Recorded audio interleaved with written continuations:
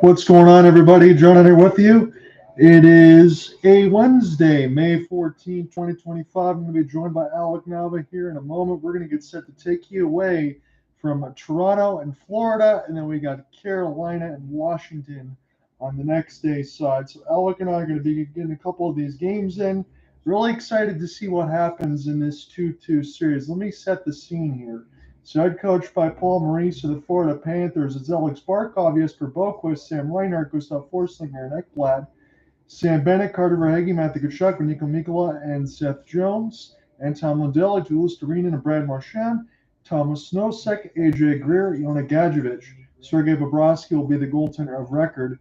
And for Craig Berube's squad in the Toronto Maple Leafs, it sounds like this. Auston Matthews, Matthew Knies, Mitch Marner, Morgan Rielly, Brandon Carlo, John Tavares, Max Pacioretty, Willie Nylander with Jake McCabe and Chris Tanev, Max Domi, Bobby McMann, and Pontus Holmberg, and in the mix of Nick Robertson, and there's going to be some changes there, but it's going to be David Kampf and Nick Robertson, and out will be Kelly Yarncroc and Pontus Holmberg.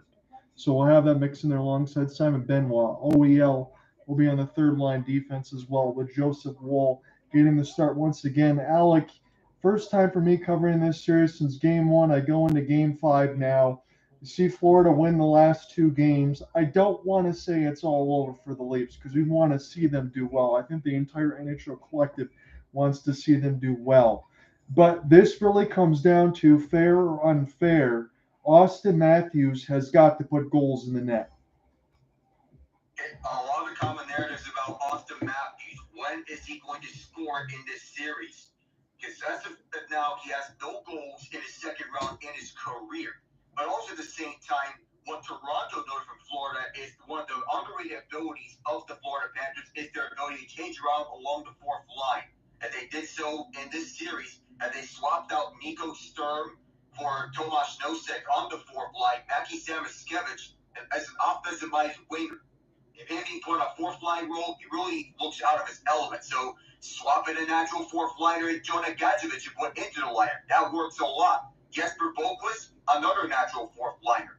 Toronto's plethora of fours that they could use on this lineup. And you mentioned about David Kampf and Pontus Holmberg. Kampf is a natural fourth liner that he can take faceoffs and win them, and especially on defense. But Craig Berube, he challenged his bottom 6 to deliver here in this series. They set the tone in the first 2 games of this series, but then it sort of faded out by the time they went to Miami, Fort Lauderdale. That the Panthers controlled the pace of play, and they never looked back, especially in Game 4 when they peppered Joseph Woll, forced him to deliver a masterclass because the Leafs couldn't do anything. All the net front screens that were there in the first 3 games, they need to be there for Toronto here in Game 5.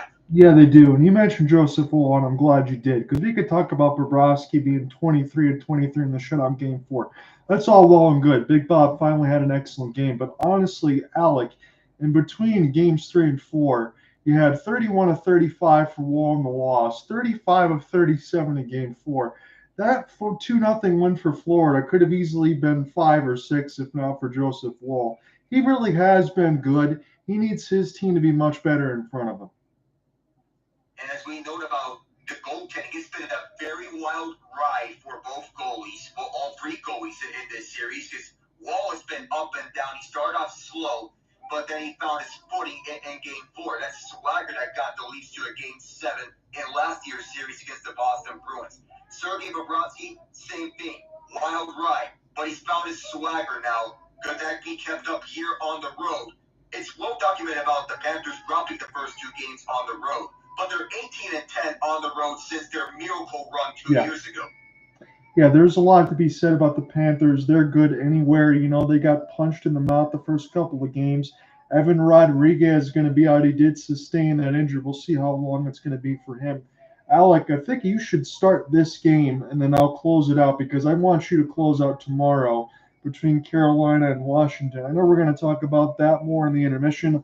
It'll be my first look at that series tomorrow, but you got to be pumped about what's going on with the Canes. Although, finally, the Canes are receiving the media attention they deserve here after going under the radar entering the postseason. Honestly, my expectations for the Canes this postseason were not that high. But now that the Canes are being fully balanced up and down the lineup and continue to be a defense-first team, they're getting the most out of everyone, especially of the top six lineup, and the bottom six also delivering for Carolina. No matter if you put Mark Jankowski or Jack Bronzovic in the lineup, doesn't matter. Because Andrei Svechnikov, Sebastian Aho, Seth Jarvis, and even Taylor Hall, they're going to deliver in bunches. And all that balance, as you said, the first-round picks in the back from Mikko Rantanen, and you still got that system and alongside Rod Brind'Amour, and you really have a healthy Freddie Anderson, who also, I think, is finally getting his flowers again. Could be a Conn Smythe favorite if Carolina makes it to the finals, but what needs to be thought about first is winning Game 5 and then winning the Eastern Conference Final.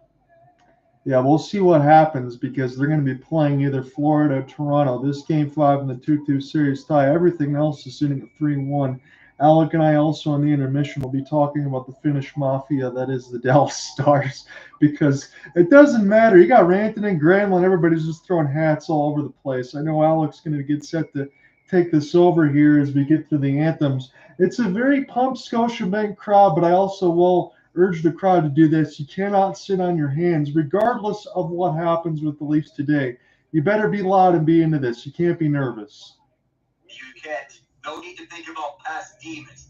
You have to think about the present here. I know it's very easy to think about the past and all of the past playoff disappointments, but that's in the past now. What you think about is the present. Play your style of hockey. Get to the net, set up screens, and take away Bobrovsky's eyes. Play what has worked in the first 3 games of this series. Don't be pressured by this Panther defense. Get to the net, set screens, and get a shot that takes in which Bobrovsky's eyes are not on the puck because he is blocked in front. Yeah, absolutely, Alec. I will just parrot everything that you said there because we've seen a lot of pucks bounce off of things when you get to the front of the net. You get set to take it away, I'll back you up. I'll take the second. We'll figure things out. Let's have some fun with this in the Game 5. This is the only one of the 3-4 series to not have a 3-1 series lead for any of the other series. But nonetheless, it is a fun one between Toronto and Florida. What's going to be said about the winner of this series, possibly representing the East in the Stanley Cup final? We have yet to see here, but for now it's Game 5 here. Toronto hosting Florida in this what is now best of 3. From right to left are the Leafs in the royal blue. On this chase down, Max Pacioretty got that one swatted away. Another chase down ensues, and the Panthers get to it first, where William Nylander has it poked away. Up the near side, pursuing his Anton Lundell for Brad Marchand, and he could not stuff it home. Noted Leaf killer Marchand tied for the third most points all time against the Leafs in the playoffs as William Nylander picks it up off the blocked shot that came right in front of Joseph Woll. Panthers take it back up. Woll plays it out. Over the near half boards for Morgan Rielly, and Seth Jones holds the right point. Matt Knies kept it along for Toronto. Nico Sturm, Mackie Samoskevich, the healthy scratches for the Cats. And Brandon Carlo get it back for Rielly. Carlo's yet to have a point in the postseason, but he's been reliable as a steady defensive defenseman. Matthews has yet to score here in the second round in his career. Whip around pass to McCabe, who comes on. Shot blocked in front by Jones, and here's Sam Reinhart leading the other way. Reinhart gets cut off, and up the far half boards, Barkov holds it inside. Reinhart spins it to the left point for Nate Schmidt. Kulikov holds it opposite point. Kulikov will spin around and backhand it down deep. Chris Tanev was in the way. McCabe will restart. McCabe flipped it down, held inside by Reinhart. Around it goes his Woll. They'll leave it for Tanev, who backhands it for McCabe. Toronto changes lines, and Florida does so too. The Kachuk line out there for the Panthers, they've been a terrorizing force. And it's Scott Lawson who tries to drop one up, but can't do it. Calle Yarncroke out, David Kemp is in for the first time in this postseason. Bounces inside as Kemp was chasing after it. Lawrence picks it up right behind. Timon Benoit right inside. Near corner, tried to center one, but it floats right behind. Oliver Ekman-Larsson was in the center of controversy in Game 4 when he injured Evan Rodriguez and knocked him out of the game. Rodriguez was practicing, but he is broke day to day. Benoit will move it back for OEL. former Cat, spent last year on the third pairing next to Kulikov. Lawrence takes it inside. Kulikov will pick it up. OEO's replacement, Nate Schmidt, on the ice. This is deflected back inside by Toronto. Kulikov sticks away from Max Domi, out inside by Rielly. Through one towards the boards, and that's blocked by Gadjevich. Now this dump and chase. Wall will play this one out. Up to the far corner, and his whip around pass is one the Cats spelled out. Backhand to keep by Kulikov, was intercepted by Rielly and floated back to center. Bobby McMann gets thrown down, and the Panthers pick it up on the near side. Nosek cut off Gadjevich, shot blocked by Rielly in front. Rielly with two Cats surrounding him. Carlo. Nosek held it inside. Nosek. Shot blocked by Greer right in front. Greer. That shot blocked as well. And the Leafs will pick it back up. Whereas Rielly gets a feed from McMann and then back.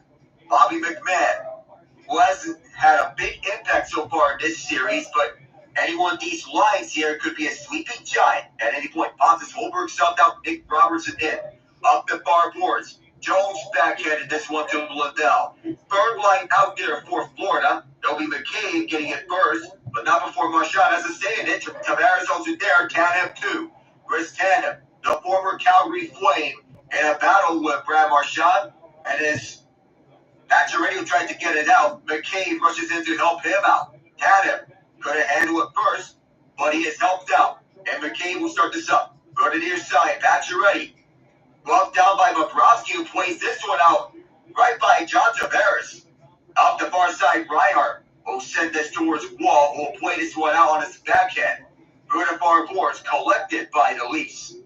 Low event games so far. We're past the 4-minute mark of elapsed time, and we have yet to have a goal here. Matthews, Carwin drag, and there was a stick in the way. That seemed to be Seth Jones. Here's Reinhardt, who will focus one by, collected by Barkov, right circle, centering pass, and that got knocked away. Reinhardt gets forced into the boards by Matthews. Matthews scoops it up for the middle for Matt Knies.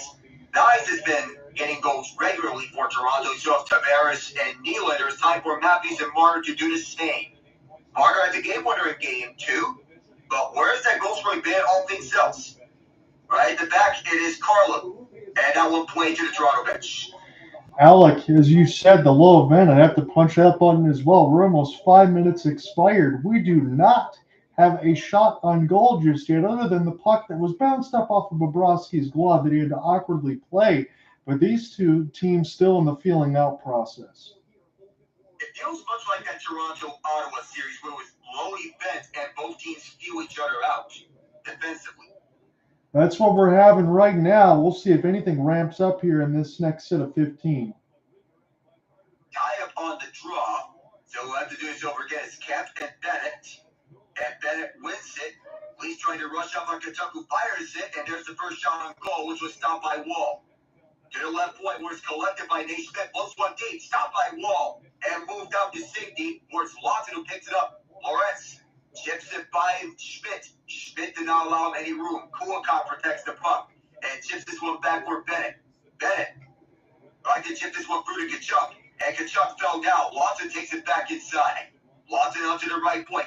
Backhanded in deep onto the far corner. Kulikov tied up his man. Rushing is Domi. Fresh for the bench as he looks to get an edge on Bennett. To the right point for Tanev. Awaits. Now long for McCabe, who rushes in. McCabe sets up to the right circle. Domi. Looking at this. Domi stopped by Bobrovsky as he was falling. And now back over to Florida as they take this back up. Schmidt across the ice. Nobody there. This will be collected center ice by the Leafs. All the way back is Chris Tanev, who has shaped the UH Leafs of being a defense-first club who can also score. Tanev will dump it in and head to the bench. Tavares chases after the puck. To the far corner, Nylander arrives, tries to backhand one for Tavares. Nobody there, as Jones was in his space. Pacioretty swoops in to take it back for Tavares. Tavares will look. Backhand one to the point. Benoit or OEL. OEL will send this in into the corner. Intended for Tavares. There was a Panther in the way, and Greer takes this all the way out. This will not be enough for an icing as Simone Benoit picks up at his own near corner. One shot apiece. And both teams advance, not happy with the fact that this was not an icing, and this bounces deep onto the Panther zone. Ice gets waved off. Forsman sends this over to the near side wall, where it is Marchand who gets this deep for Angel looks to read it. Shoved to the corner by Carlo. Kev also arrives to box him out. Marchand and Lundell right for support. Puck comes free right behind the net, and Carlo takes it up for Lawrence. Lawrence sends this one out onto the center ice. Aaron Ekblad sets up shop. Up the right side, Luke Serena waits along a bit. Aaron Ekblad, the trailer. And this one up high off a block and out of play. You know, I really like that third line setup there. You got Ekblad there, but in the mix of Lusterine and Lundell and Brad Marchand, it gives you so much more of a scoring punch there as these teams are trying to still figure things out here. But I will say this, it's been a long time coming for the Leafs since Game 1 and Game 2 to go back at home here for this Game 5. Again, they're playing at a comfortable pace. So are the Cats. You mentioned back and forth that they feel pretty good about their game. But this is probably what the Leafs need right now to be able to settle in, but they can't allow themselves to be lulled to sleep. Once they get an opportunity to take some chances, they got to get going, and they got to do it with convincing fashion, Alec, because right now this might stand for about 20 minutes, but as we get to the second and third, if the Cats start to find their strengths, this could get a little crazy. This series has gone crazy for every reason speaking. And the first three was more of a shootout. Game 4 was more of a defensive slugfest. We were wondering when this series was going to play up to what we were expecting it to be. A defensive slugfest with both coaches employing their strategy. So far, that's been the case. Yeah, it has. And that's why, you mentioned this before, too, bringing in somebody like Craig Berube. Trying to settle things down, talk about all the other stuff, and just focus on now. You table everything else, focus on now, and try to get it done.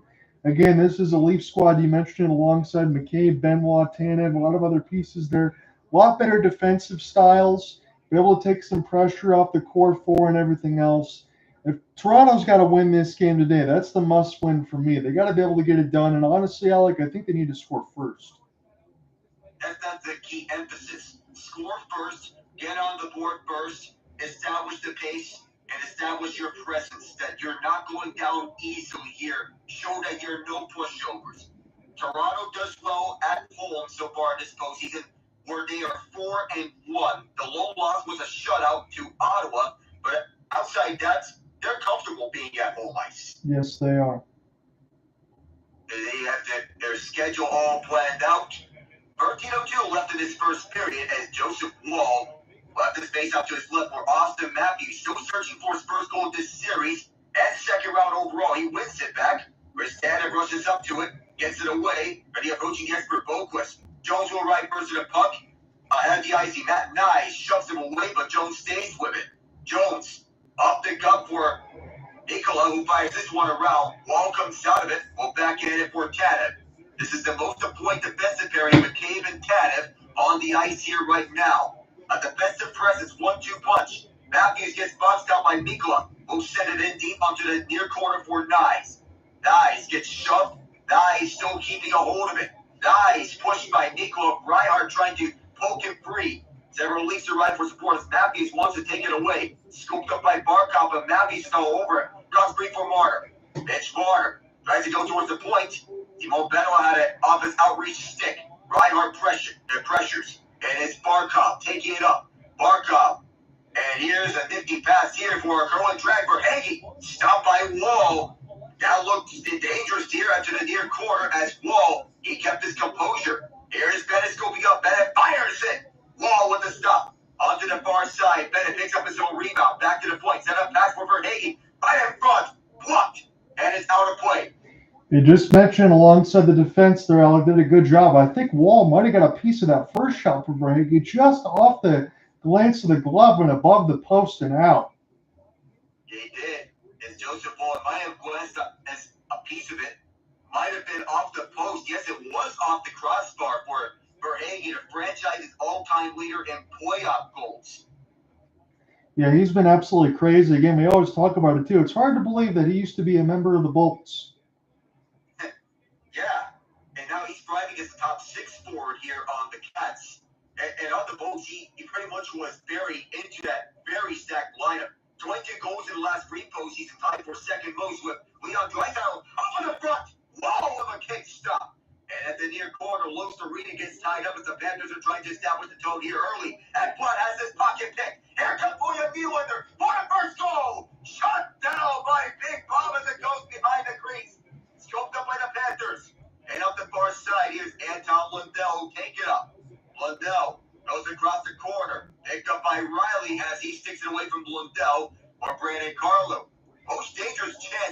release in this game, but William Nylander pickpocketed Aaron Ekblad, who's a free agent after this year, and for all to talk about where he's going to go, the focus for Ekblad is on the now. Up the middle, as it's scooped up by Florida by Nosek, former Vegas Golden Knight and former Boston Bruin. On the near side, bounced off of A.J. Greer, the former Calgary Flame. Gadjevich, he too had a pocket picked, and now here's Toronto moving it up for the near side. Bobby McMann, sharp angle, knocked off a Schmidt stick. Greer, with the puck still in play. Greer flips this one down, settled down by McCabe as he sticks it ahead. Take back up by Jones up for the far side. Florida's back with this in the zone. Up right on the wall as it is picked up by Nick Robertson. Robertson forced to the wall by Jesper Boquist. Back into the lineup in the absence of Evan Rodriguez. Jones gets inside. Hook shot. Can't save Wall. And he'll cover up with his glove. And, we talk about the first 5 minutes might have been a feeling out process. Holy cow, the next 5 have not been. The latest look that we're going to get is Max Domi got clipped in the face right toward trying to make a change, but that was a heck of a stop there by Bobrovsky. He made that look easy. One-on-one, and it was no problem for him, and Bobrovsky still knows how to make the timely saves. And, that's got to be unlucky for Domi, as it was just friendly fire from Bobby McMann. Ouch. Yeah, absolutely. That one got him right in the nose. Right under the nose. Showing that playoff smile. He's got some missing chompers on the front teeth. Panthers win another faceoff, and a quick shot from Seth Jones bounces right in front. Backhander. That makes way to Wall. All the right from Larson picks it up, and it's Marner. Mitch Marner will start up from his own end. Marner waits and will set up the near side. Beto rushing after the puck with Seth Jones, and Jones just beat him out by a nose hair. Yeah, that's all it was, Alec. Again, we just mentioned it alongside Domi. He was part of the controversy alongside Evan Rodriguez. But again, if you're a Leafs fan, I really don't think you can blame Max Domi, because I'm certain that the Leafs probably don't like the amount of penalty calls that were put against them at Sunrise. No, especially with the 4 first-period penalties, and the focus here for Toronto is that they need to stay disciplined. They cannot keep taking penalties, otherwise they get burned by it. And Berube burned them on the power play for the Panthers in Game 4. Back defense is held in by Ekblad. Leafs try to pry away the puck. Panthers scoop it up as Ekblad with it. Top of the slot. Ekblad fires it wide. And it's Bennett picking it up. Watched by Marner and Matthews as this bounced up. Knies ties up his man. That allows Toronto to scoop it up. Beto gets boxed out by the penalty box doors for Hague. Tried to fire it inside. Shot attempts are 18-4. Florida past the halfway mark of this first period. Set up pass, sharp angle shot. Whoa! Shut that one down. That looked rather dangerous. Yeah, it did. You had Matthew Tkachuk right at the doorstep. Again, we just talked about that in the previous 6, about the game was going to start to percolate and heat up. Joseph Wall has been on the top of his game so far as we go to commercial break. And you know what, Alec? That's fine. But on the same side, as we mentioned in the pregame, you've got to push the other way at some point. This cannot just be the Wall show the whole way. If Toronto's going to find a way to get a couple of these wins, let alone win today, they're going to have to get this puck on the other end of the ice. They're going to have to get some pushback against the Cats. It can't just be William Nylander who had the best chance for Toronto on the breakaway. He and John Tavares have been showing up regularly for the Leafs. The same needs to be said for everyone else, that they need to show up here, especially Auston Matthews and Mitch Marner. We know about Matt Knies setting up with his body right in the front. Max Pacioretty said it best, that you need to be willing to play like you're willing to take a sacrifice out there on the ice for your team. And I think that's well said by you alongside for the Pacioretty quote, because I didn't know this as much. And you got some of the ACL and the injuries and that for Pacioretty. This is a former 40-goal scorer. We knew him very well from the Montreal Canadiens to be able to put the puck in the net, but I didn't know Max Pacioretty would turn into such a physical force. He's still got the physicality, even with his speed being gone. The physicality is still there for Patches, no matter where he's at. Montreal, Vegas, or Toronto, he's having quite the ride. I know he is, and you're going to get some looks there alongside a Ray Ferraro breakdown for Auston Matthews, trying to slow his passes up at the line. Again, as Alex said, in the second round, 10 games played, no goals. 14 shots, 11 shots, 14 shot attempts so far in this series. no goals, as you said, just 3 assists so far. And we've been wondering, when is he going to score? But also, when is this bottom 6 going to start showing up? Shot attempts 19-4 in favor of the Cats. Scoring chances are 4-1 Cats. The only scoring chance that the Leafs had was the William Nylander breakaway. That needs to change here for the Leafs in the bottom half of the first. As this faceoff is to the right of Joseph Woll, Lundell, and David Kemp. That bird lies out there just can spark some terror here on the Leafs here, because there's Brad Marchand on the right wing side. We have a false start. Again, I'm going to be a little bit ahead of you as far as some of the calls, so I'll try not to jump all over everything. Just happy to have you here, but you're right. Going to need to get chances to get some things out in front for Toronto. They're going to push. Al's pass, as this one makes its way to Bobrovsky, sees that Max Domi was right nearby. The Cats take it up with Lucerine and backhanding one up the middle. Lundell trying to go and drag a quick shot. Another stop by Woll. He stopped all 8. That was a pretty good bake-out pass for Bobrovsky. I got to give him that. He chips it off the glass. That third line goes forward, and that let Marchand go as we got some pushing and shoving at the end of it. Is this really a surprise? Because he loves to get into people's faces, as he's having to with Scott Laughton right now. Yeah, Marchand has got to be iron the problems for everybody for the Maple Leafs. Doesn't matter what jersey he's in. He loves the big moments. Yes, he does. We noticed last year when he was with the Boston Bruins, his last playoff series win as a Bruin, but his only one as the team captain. And it was a memorable one when David Pastrnak had a series winner in overtime of Game 7. 20-4 to shot attempts in favor of the Cats. And that's a recurring storyline. Much of what I'm seeing, deja vu to Game 1 of Carolina, Washington. Quick shot, another stop by Woll. He's having everything right now as Chris Tanev gets tied up right behind the net, freed up. As Reinhart also gets tied up by McKay along the far wall. Marner had it knocked away as this bounced up the Cats on the hold. The left side is Reinhart. Reinhart directs it back to the point. Shot through traffic. And that bounced wide the crease. And then there's Nicola who fires one. Almost deflected. And Jesper Boak was wanting to get a stick on it. Then that pass Barkov. He gets tied up by McCabe on the shot. And he will move it up. Or rather, that was Matt Knies. And Knies will shove Seth Jones out the way. Barkov picks it up. And this will make its way to Reinhart as the Cats make some changes. Simon Benoit up with this puck. John Tavares out there. Knies with 5 goals in the postseason. 29 in the regular season, which is career high for sophomore. Bounced up and recollected by Florida. William Nylander swipes it up. And here's Tavares re-entering, but immediately is met by Ekblad. Up the near side, as this is Nylander right on Kachuk's face. Sam Bennett wins of it. Bennett fires, top by Woll as it bounced off his arm. Here is Tavares, who backhands one to the far half boards for Morgan Rielly. Rielly goes across the ice, and the intended pass for Pacioretty didn't make its way all through. For the middle, this pass gets knocked away by Domi. Domi up the far side. Max Domi closes in. Drop pass. Pacioretty. Tave, and the rebound swap left away. Pacioretty goes back to the point for Brandon Carlo. And that was almost deflected by Domi. Forsby got it to Kachuk. And across the ice. Moved through at the far side with McMann closing. Right behind. It goes to Forsby again. And Kulikov, I think, moves this one up for the fourth line. Gadjevich gets boxed out by Carlo.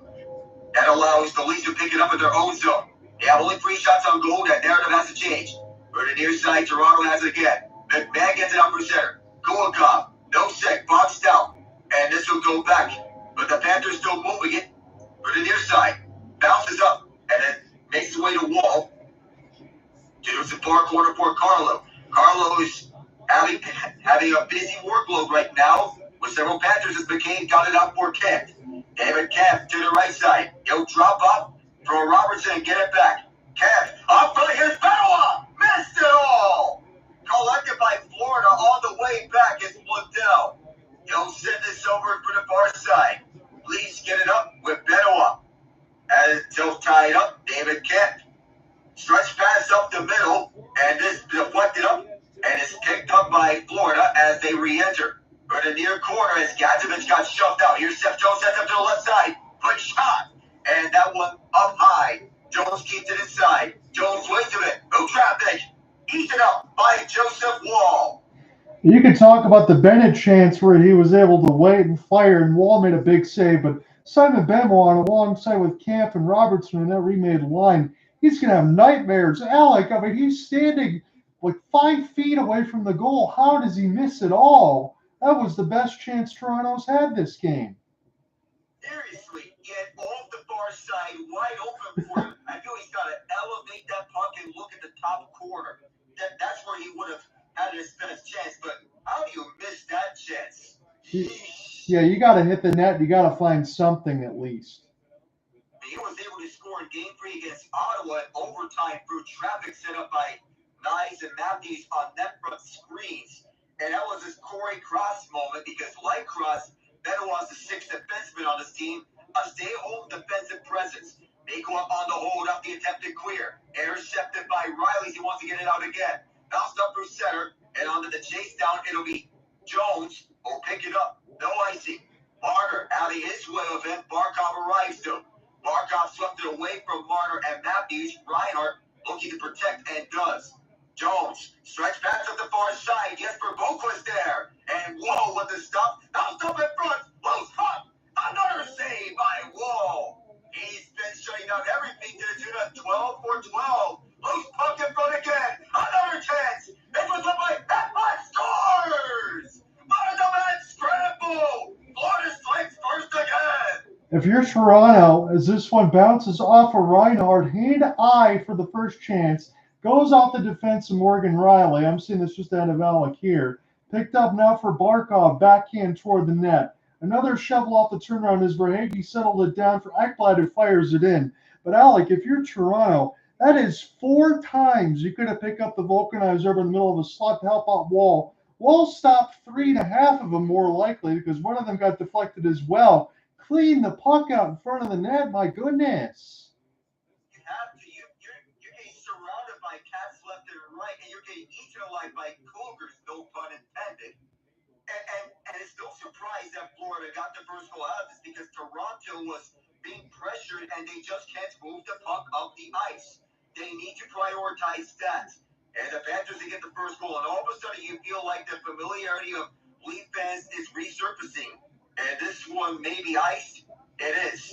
Yeah, as you get set for the icing, and I look at some of this stuff, I see 5 Maple Leafs in the mix of the crease. That's from where it is. Ekblad's all alone to be able to shoot. But nobody's able to pick up the puck, and I don't know what you're expecting Joseph Wall to do the other way. He can't do any more.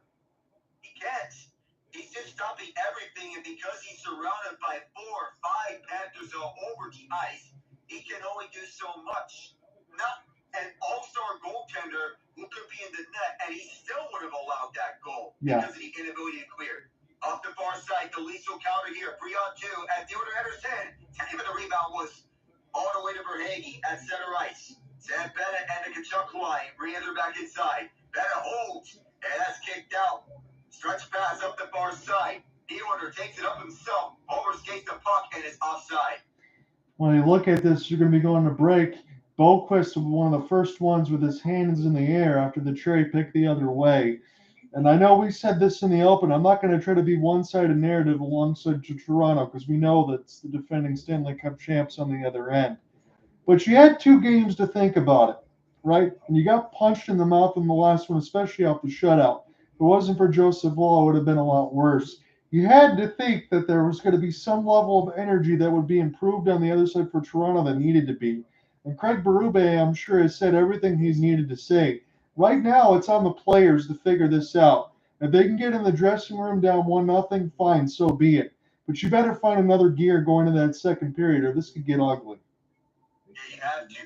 Another gear is going to help a lot out here, and you need to unlock that. It has to be from someone. We've been waiting for Matthews and Marner here to show up here in this series. Where's the pushback coming from them? We know about Nylander. We know about Tavares. Even Pacioretty. Right.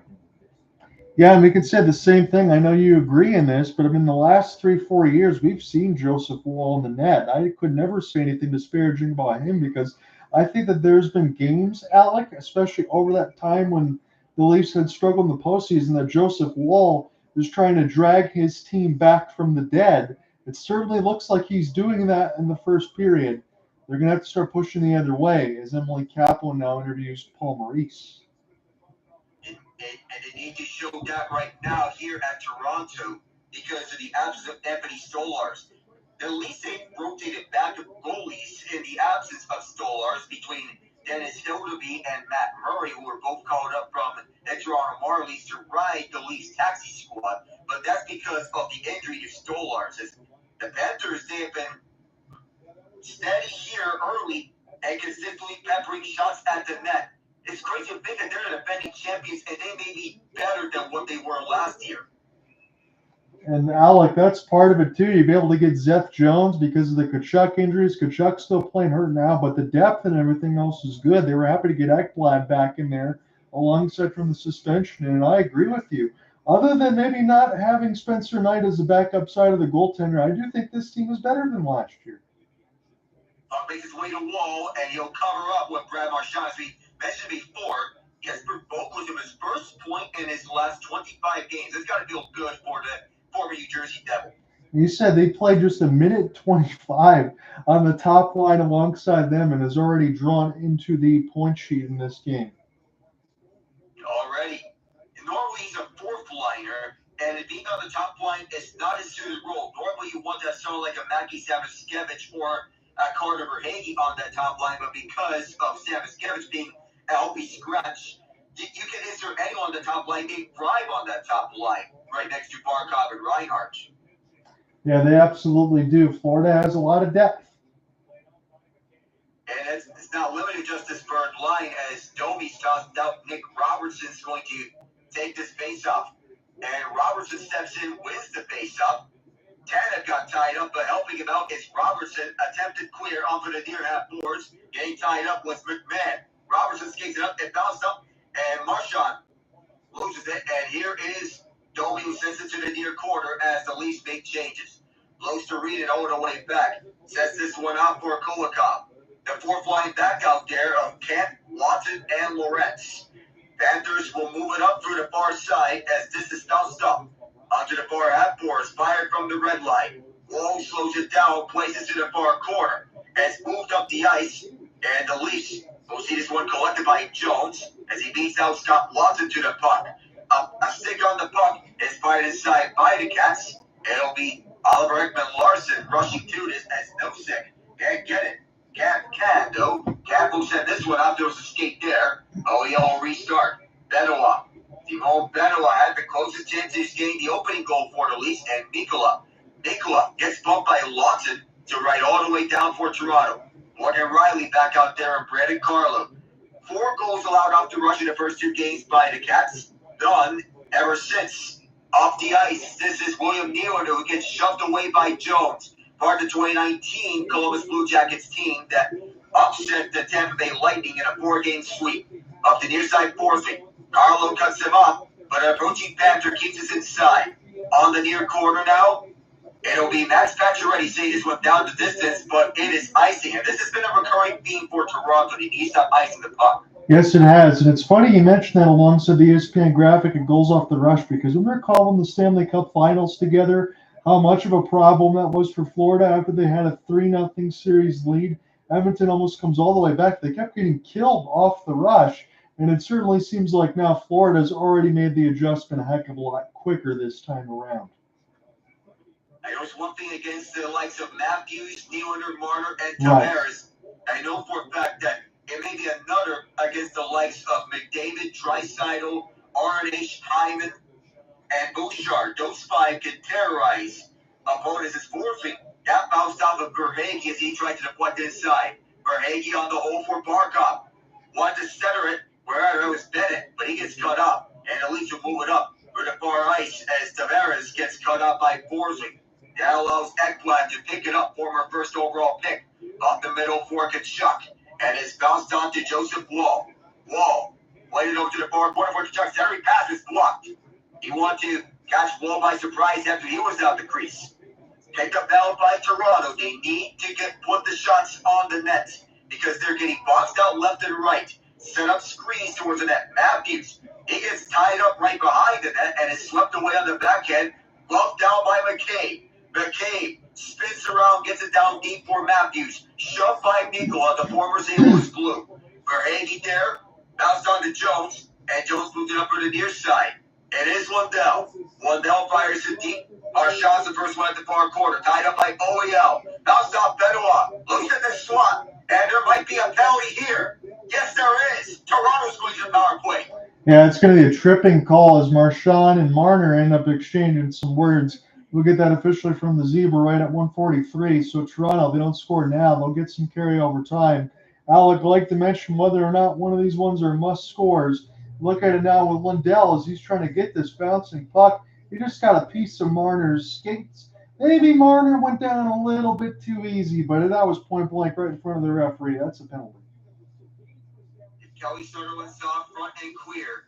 And Greg Berube still having that stoic expression as Lundell. He was trying to go after the bouncing puck, but unfortunately it was a swing and a miss, and he ended up getting Marner's skates. And Alec, I want to mention this before you take over. It's a 5-forward line on the power play side for Toronto that they've been running on their top line. That's what they utilize the most, a 5-forward power play unit. That is, I've seen this since they played against in the Ottawa series, and they've been running a 5-forward power play unit.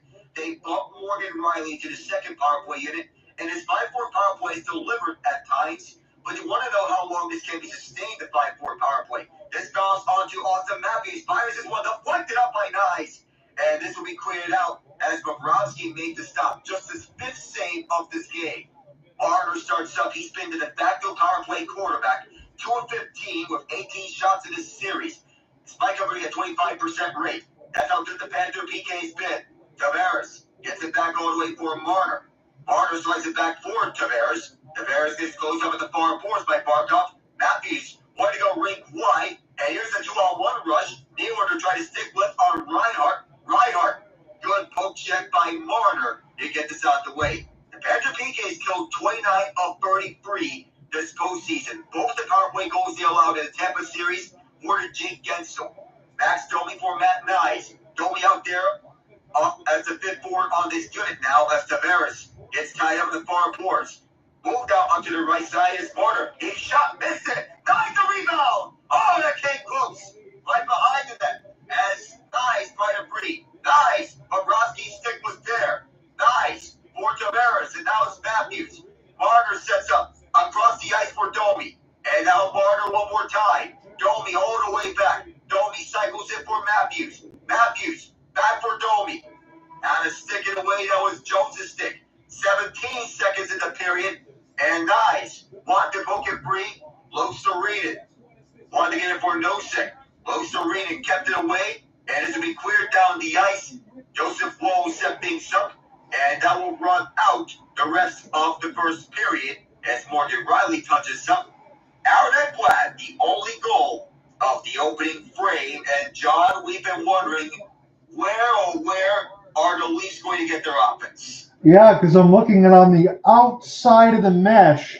When Matthew Knies had his opportunity, there was a mix in there, just hit the outside of the net. Stopped it from going in. Bobrovsky might have slid over to be able to get one of his pads on there. But as it is, it's about 15 seconds or less there for Toronto. Did a carryover in the second, the power play time. That was probably the only time in this period, Alec, convincingly, that they looked dangerous, but Bobrovsky was able to stand tall. That power play, Dave, looked dangerous with Matt Knies. Pretty much the only time, but it still feels amazing that the Panthers there allowing 2 power play goals per series this postseason.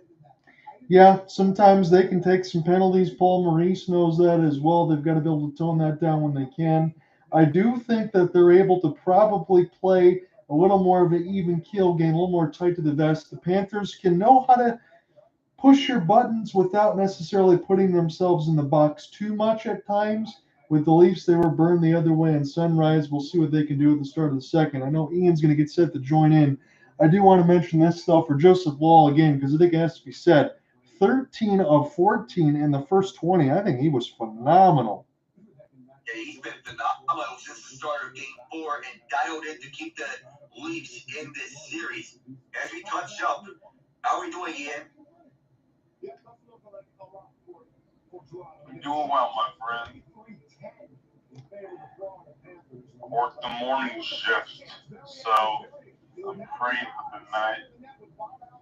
Well, at least you'll probably be able to stay up for this one before you zonk out for the Golden Knights and Edmonton. But I think at least for that one, we'll probably all be asleep by then. Maybe Vegas will by the time the first period ends because they're so beat up now. It looks like Edmonton is going to be able to take that one home. No Mark Stone, no Brandon Saad. Well, that's got to hurt for the Golden Knights that their best defensive forward and one of their best contributors on the offense are both out for this game. For Vegas, you want to think about forcing a game 6, but do you have the energy to do so in this game? Look, I know you're back at home, but the Oilers have punched you in the mouth all throughout this series, and we know for a fact that things have changed from 2 years ago. Not that it's not a Jay Woodcroft coach team for as much as he deserves a second chance in the NHL. This is a Chris Nava coach team with steady defense and a balanced lineup. Oh, I think the gas tank has run out for Vegas. Yeah, I do too. And I know you're able to call the OT winner alongside with McDavid and Draisaitl, and one there with Ian. We jumped in the previous game before that. But really, McDavid and Draisaitl haven't gone you-know-what in this series so far. And Edmonton's still up 3 games in the mix of it, 3-1, trying to close that out now. And they look good. It's that same type of balance again that we might have saw a little bit from the Stanley Cup Finals last year. I do have concerns, fair or unfair, whether it certainly looks like or not they're going to be playing against the Dallas Stars, because Dallas, to me, Alec, just seems to be on another level above the entire competition. Maybe on the same as the Panthers, but Dallas truly terrifies me. Oh, my goodness. Not only did he get hat tricks from Mikko Rantanen, but also Michael Granlund, the whole Finnish mafia, is fully healthy. And if this keeps up, I know the Florida Panthers, they're looking for title defense and looking for a first straight Stanley Cup final appearance in a row. But it seems to both of us, John, the Stars may be the team to beat now. Can we say for certain now? Go ahead. I'm gonna let you go ahead, Ian. But can we say for certain now that especially after Hellebuck, Ottinger is the best remaining goaltender in the playoffs? Yes. Well, yeah, he's the best one. Second one, I think, is, for what I've seen, Freddie Anderson's probably been the second best. I don't want to take anything away from Freddie Anderson, because I said a little bit in the open with Alec, and he mentioned alongside for MVP considerations, because he should. The defense and everything else has been good out in front of him. The only reason why I will give Jake a slight edge is because there's been times, especially where Dallas has had to press for offense, especially against Colorado, that Jake has had to stand on his head. So I will give him the slight edge there, but I will grant you, Ian, Freddie Anderson is numero dos for me right now. Yeah, I agree. Look, Vegas is going to lose this series. Difference is they're 2 years removed from a cup. Sure. Trust me, I get it. That gets old quickly. But you know what? They're beaten down. There's really not much you can do with limited personnel. And I have to be the first to say here, if the Blues had made it past Winnipeg, we would have gotten smoked by Dallas. It's not. We may not have won a game. You're a bigger man than I to say that, Ian, because I would think if the Red Wings still played in that same conference in the way that it was, I think the same thing would happen to them too. I don't want to say I overvalue Dallas, because I think Dallas has shown us that they're as good as they are. But it is quite scary how the fact that everything's come together. Mikko Rantanen's fit in. He's been insane. Granlund's come in, and now you get Heiskanen back as well. I don't see a weakness on that team. No. And even no matter if they put 11 or 12 forwards on the ice, which conversely they would put 6 or 7 defensemen, there's not really a clear weakness all around the roster. This is the team to watch right now. One last thing for me, too, in the mix of it, because for Dallas, you're going to think about Jamie Benn as far as the contractor. I'm sure is going to take a little less. Tyler Sagan's probably going to be due up here in a couple more years, or he can probably do the same thing. Jim Nill has made sure that this team is not in cap hell. And I know that they didn't want to get rid of Logan Stankoven in order to try to get Mikko Rantanen, but that was the price that had to be paid. And considering when you got guys like Harley and Bischel and everyone else I mentioned before, because, oh, by the way, every time Dallas has to pick as far as the NHL entry draft, it's always late, and yet they still hammer and nails all these picks. And Alec, it certainly seems like within 2.5 years' time, they're already up with the Stars, even from the Texas side, and doing damage and playing big roles. I think Dallas is going to be a problem for a long time. Yeah, Dallas is going to be up there for a while. And even no matter who they face, you can expect them that they will deliver here time and time again. What they need to do is deliver in the conference final. You mentioned about no clear weakness on the team. They balanced out the lineup, and they're making sure that everyone is accounted for, and to make sure that all the holes are filled on the roster. Rantanen may be the last piece of the puzzle after Granlund and Ceci. Yeah, because you drafted so low, you're able to get somebody like him, and it's not going to really take anything away from your team. I do want to mention this, Alec, because I know we talked about a little bit alongside Mike Sullivan, Joe Quenneville. Now we got some more coaches and some GM talk as well. Rick Tocchet, I asked you a couple days ago because we just talked, when is he going to be back in the coaching seat? Well, I guess all they did was exchange a few letters because they kept the same personality. John Tortorella exits. Rick Tocchet is now the head coach of the Flyers, where he spent quite a long time as a player alongside Philadelphia. Because it's the homecoming. Now the Flyers are 2 for 2 on NHL on TNT personnel after they brought in Keith Jones to be the president of hockey operations on the club. Now Tocchet, that's a good fit for the Flyers to build on the future. This is a promising young team that has the pieces to deliver in the future. What they need to have is goaltending, because when you look at goaltending, it was a nightmare for Flyers goalies. Samuel Ersson, Ivan Fedotov. Oof. It's been a rotating sin between these two. And Ersson, the big reason why he was named to Team Sweden's roster was that he was on a heater. One, he was on a heater entering the Four Nations face-off, and two, Jacob Markstrom was hurt before the Four Nations face-off. So both things were true. But we need to see who among the Flyers netminders is going to emerge. We believe it's Fedotov, but nothing's for certain yet. No, it's not. They still got a lot of work to do. I think in the mix of everything else, they're trying to still figure that out as they're showing Evander Kane coming out of a limousine as they're going to be playing in Sin City about another 2 hours from now. But the other one for me, because I honestly didn't think Rick Tocchet did a bad job in Vancouver. That was everything else alongside with Alvin and Rutherford and the former GM stuff and all the other trades and Elias Pettersson. There was a lot that was going into it. I think Tocchet had a lot on his plate. But now Adam Foote of the former Avalanche fame is now the bench boss of the Canucks. I would have known that a legendary defenseman is now the head coach of a team. And now he's inheriting a club that wants to keep that same defensive presence. Defense was not the issue for Vancouver. It did fall drop a little bit by the tail end, but defense wasn't much of the issue. Quinn Hughes, of course, is the backbone of the team.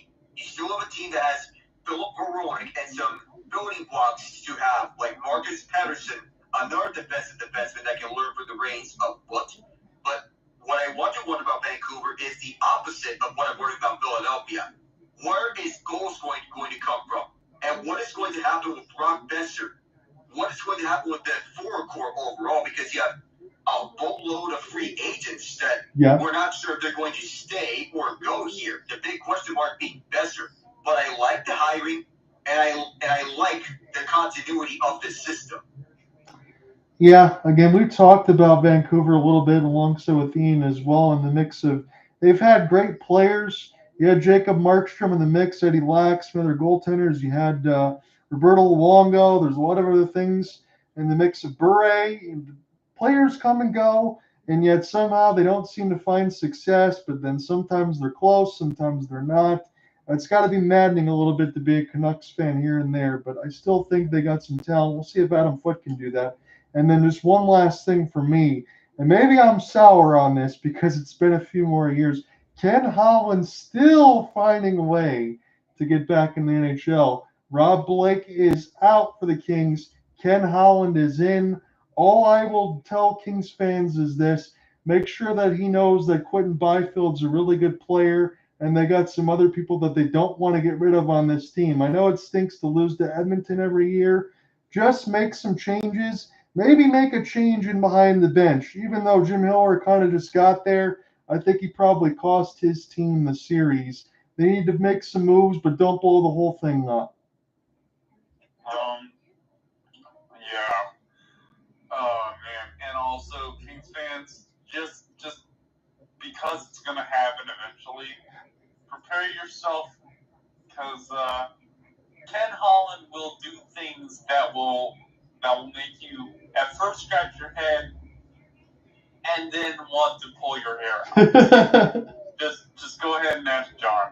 He lived with it for at least 2 decades, right? Yeah, it was after the salary cap era. When the salary cap era happened, that is when everything else fell apart. Now, granted, I do have to give Ken Holland at least a little bit of credit there for having the Edmonton Oilers make the Stanley Cup Finals because that was his team. Some of those moves did end up working out in the end, but he's going to press a lot more wrong buttons before the right buttons get pressed. So that's the one thing I would urge the LA Kings fans to maybe have some patience, but also know that your team is pretty good. Know that, yes, you got beat down by the Oilers, but a lot of teams get beat down by the Oilers. Just find a way. Somehow find a way to get a high enough seed where you don't have to play them in the first round. Please.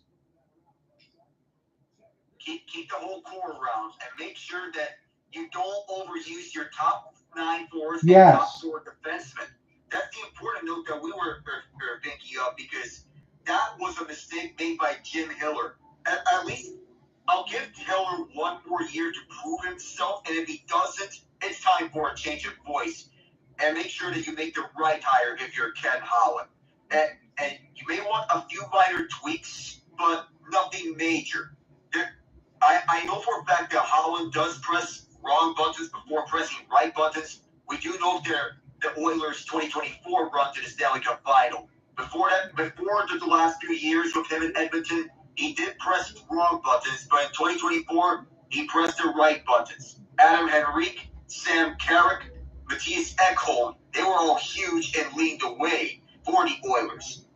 But this was not just Holland. It was a collaborative effort between him and CEO Jeff Jackson.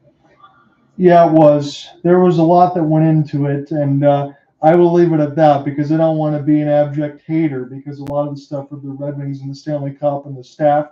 And I also remind people of this. I know I mentioned alongside both of you, but Jim Nill used to be our assistant GM when Ken Holland was the GM. So who was making the decisions on to draft who is all I'm saying. Because look at what Jim Nill is doing with the Dallas Stars. I will mention one last thing. I don't have time to get into the Crosby talks. I do want to talk about that in the second intermission alongside Alec as far as the coaching search because he is playing at the Worlds right now, and Crosby's playing pretty well. The Knicks have a 55-54 advantage on the Celtics. No, I didn't expect Jason Tatum to get injured. Unfortunately, he's going to be done for the year. He's going to have a long rehab. I thought the Celtics would be able to fight a little bit more in this series. Hopefully they can find and win a game here at TD Garden and extend it, but I feel like the writing might already be on the wall, and the Knicks are probably going to advance. It's a bummer for me for all of us seeing Jason Tatum go down. One of the best players in the league, and see him go down the way he did, that's a non-contact injury. Those are always the worst types of injuries. But the Celtics, to fight back, they're rallying around him now. Derek White, Jaylen Brown, they're showing up big time here in this first half against the Knicks. It's nice of them to step up in his absence. They need players who can step up. and it's time for them to deliver here at Madison Square Garden. So far, it's been the case. Or TD Garden, I meant. So far, that's been the case. I like that picture alongside there. And I will say this for Josh Hart. I know we always give him a ton of credit. He's got to be the best rebounding guard I've ever seen considering his size. He's a Swiss Army knife. He does a little bit of everything. That's the type of player you would have on any roster in the NBA. Of course, no matter where he's at, the Knicks, Pelicans, Lakers, he's a workhorse.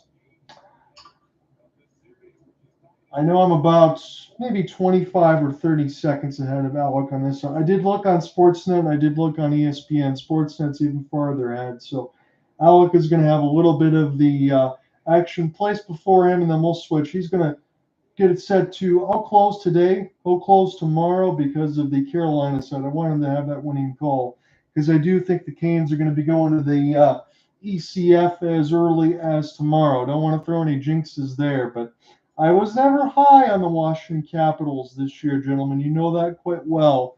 And for Carolina to be able to throw as many shots and have that balanced offense, they look good. My only question, and we all know the same thing, what's the ceiling for Carolina? Because I think they have a team that could maybe get to the Stanley Cup Finals and do damage. They just got to get past that Eastern Conference Finals.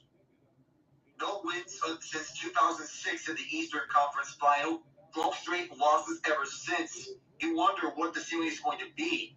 But facing either Toronto or Florida, that's going to be the biggest test for the Kings. Yes, it is. And we'll see whoever advances from this one on this side because we're looking at Game 5 in a 2-2 series tie. So again, that's a 1-0 lead. Aaron Ekblad's got the only goal in the first. But in between Bobrovsky and Wall, especially Wall on the back end side, but Bobrovsky over the last couple in this game in a period, been pretty good. And now we're going to get a chance to see who's going to take control of this second period. Again, do I have to urge the Leafs to remember that they're on a power play and they really need to get this game? And again, I'm saying that as a diehard Red Wings fan, but if they don't get this one, I don't think they're winning the series. Mitch Marner now. Auston Matthews, no points, no shot attempts in 6:35 of this game. They need much, much more. As this is sent back and around the end boards now, Lindell will stop it. Under Maurice, 25-0 when leading after any period are the Cats. So that might already tell you this state of this game as Sam Reinhart on his backhand was not able to get a piece of it. Now there's an opportunity for David Kampf. Cross pass, Bobrovsky way out of the goal crease. End up making the save to the left side post. And this one bounces off the top of the bar and stays out, says the referee. My goodness. That should have went in the net. That was two chances for the Leafs. The first was at the end of the first, and this is just not even a minute into the second. Somehow, that did not go in. As this is sent back down the left side red line for Higgy, will try to go ahead and give chase.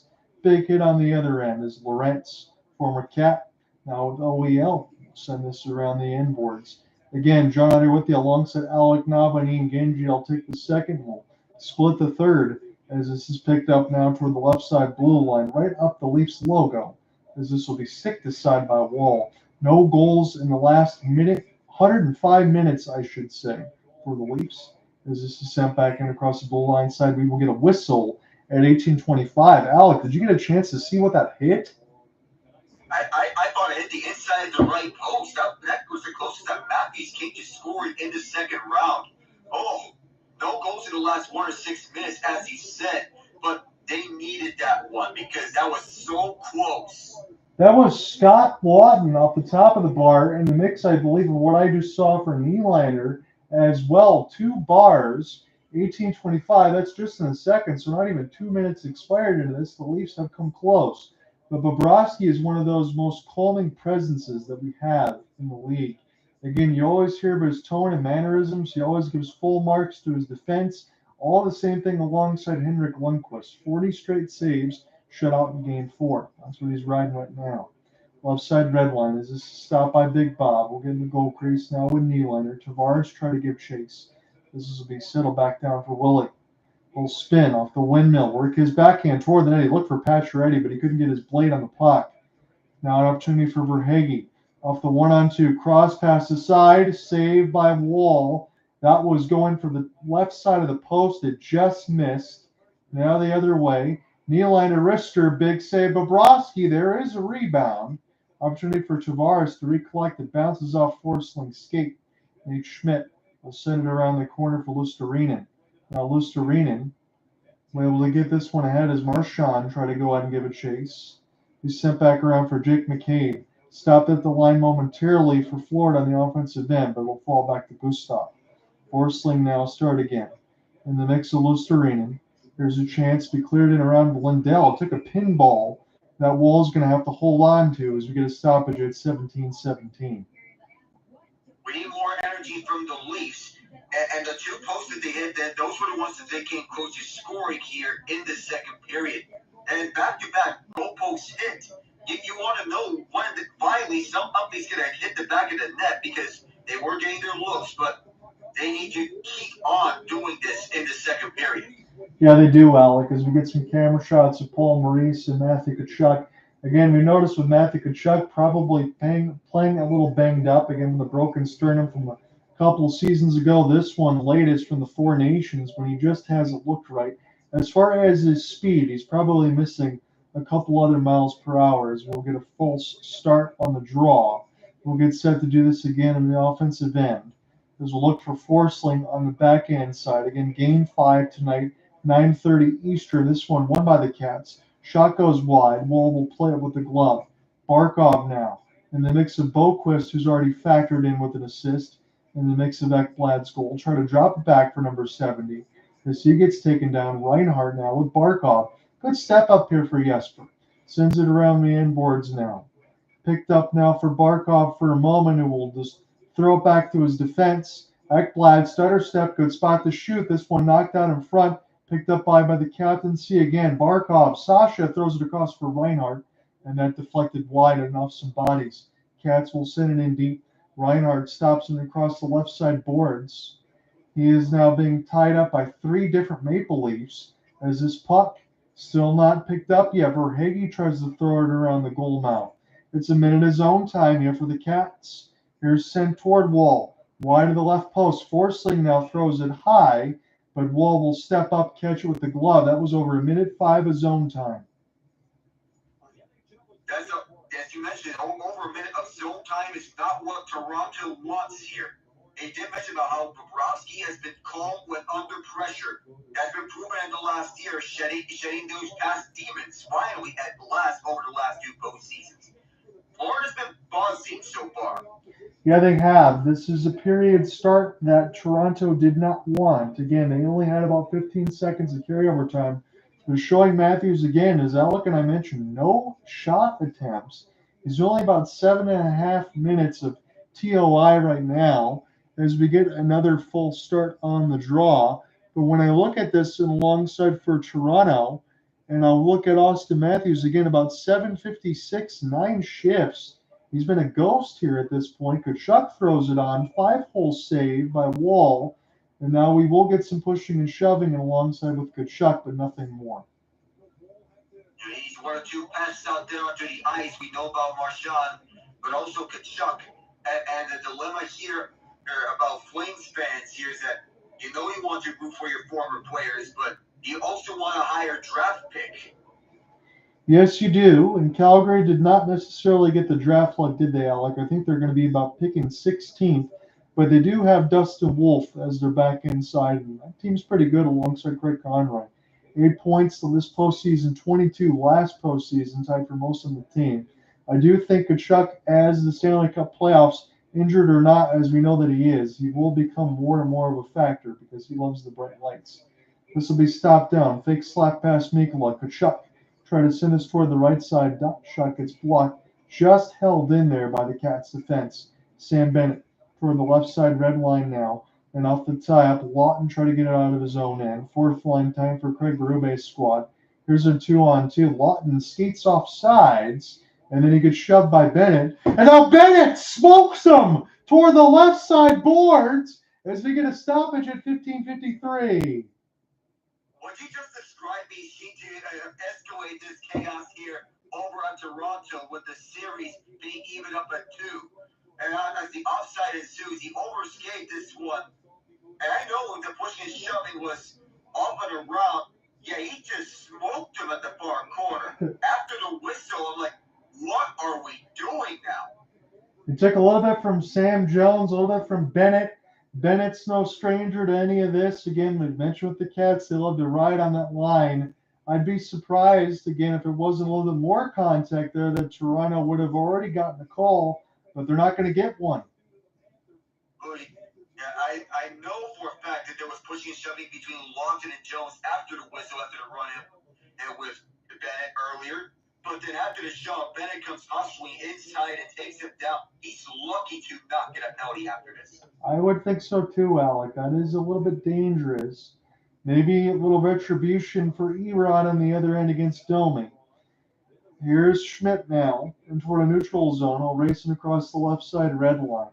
As Mikula, a little bit of a tie-up. Patches, dangerous pass out in front of the backhand as he was trying to find the defense, but this will go all the way down for Gustav Forsling. Nylander will give chase. He was trying to cherry pick. Nylander just trying to find something. It feels like one of the only guys that's consistently making a difference alongside Tavares. As Tavares now on his backhand, he'll spin and turn, leave it at the blue line side. Toronto just holds it in as this will be shoveled toward the left side red line. Nylander, great pass out in front, sends up a 1-T. Easy save for Bob. He'll hold on with 15-12. That one from OEL. That looked to be dangerous to on the pass from Pacioretty to the leaf killer Marchand. But nonetheless, Toronto just able to survive that one and able to get that one out. After all the chaos, you wonder, Nylander, Tavares, they are getting the shots. I know Tavares, he said this. You may be looking to set a screen right in front. I don't know if he got enough of Bobrovsky on the screen. No, he did not, Alec, but you're exactly right. Trying to close the 5-hole there, try to obstruct anything for Bobrovsky. That's the only way you're able to score on a goaltender like him. Because when Vasilevsky for Tampa and Bobrovsky in the Battle of Florida, when these two guys are at their best, Alec, normal shots aren't going to cut it. No. 17-9 still on the shot board. Barkov now will get a chance to enter here against Auston Matthews. This one off the top, won by number 34. Now to Chris Tanev. He'll play this one side to side. Matthews on his backhand. He tried to shovel and put a backhand out, but a stick got in the lane as Boquist knocks it down.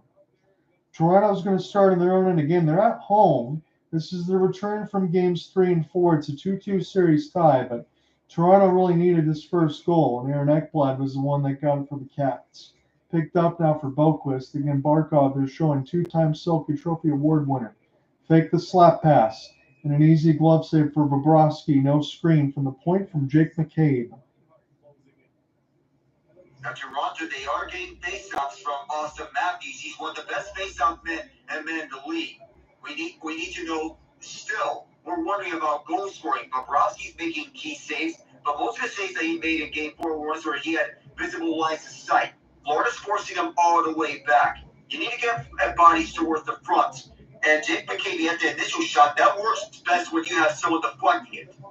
Yeah, and again, it wasn't there, as you said. 3 of the 4 major scoring chances in this game for Willie Nylander. 0 for 3 for breakaways in the postseason. He had 7 in the regular season. But I don't know how much blame you can put on Nylander because, again, between him and Tavares, as I mentioned, those are the guys that I usually see consistently score even when Toronto has been struggling. This is played in at the right side post. Ekman-Larsson now with some shoves in alongside Rielly. And Ekman-Larsson with a punch to the face of A.J. Greer. He's trying to sell it in front of the referee, but the refs are going to have none of it. 14-20 is the latest stoppage. Well, now out that the chaos is brewing up, we know about the Bennett is shoving a match with Scott Watson. And whenever there's shoving here, of course, a glove punch from Oliver Ekman-Larsson. You do not want that for Toronto. You need to stay on your game and don't let the emotions boil over you. Of course, that's going to be a penalty 10 times out of 10. Again, the refs are very calm here because they could have taken a penalty for Bennett. They could have taken a penalty for Ekman-Larsson. They did not. We press on here, 14-20, so the refs are going to let these guys play. Both of those could have easily been called. and this will be sent back in amongst the inboards here.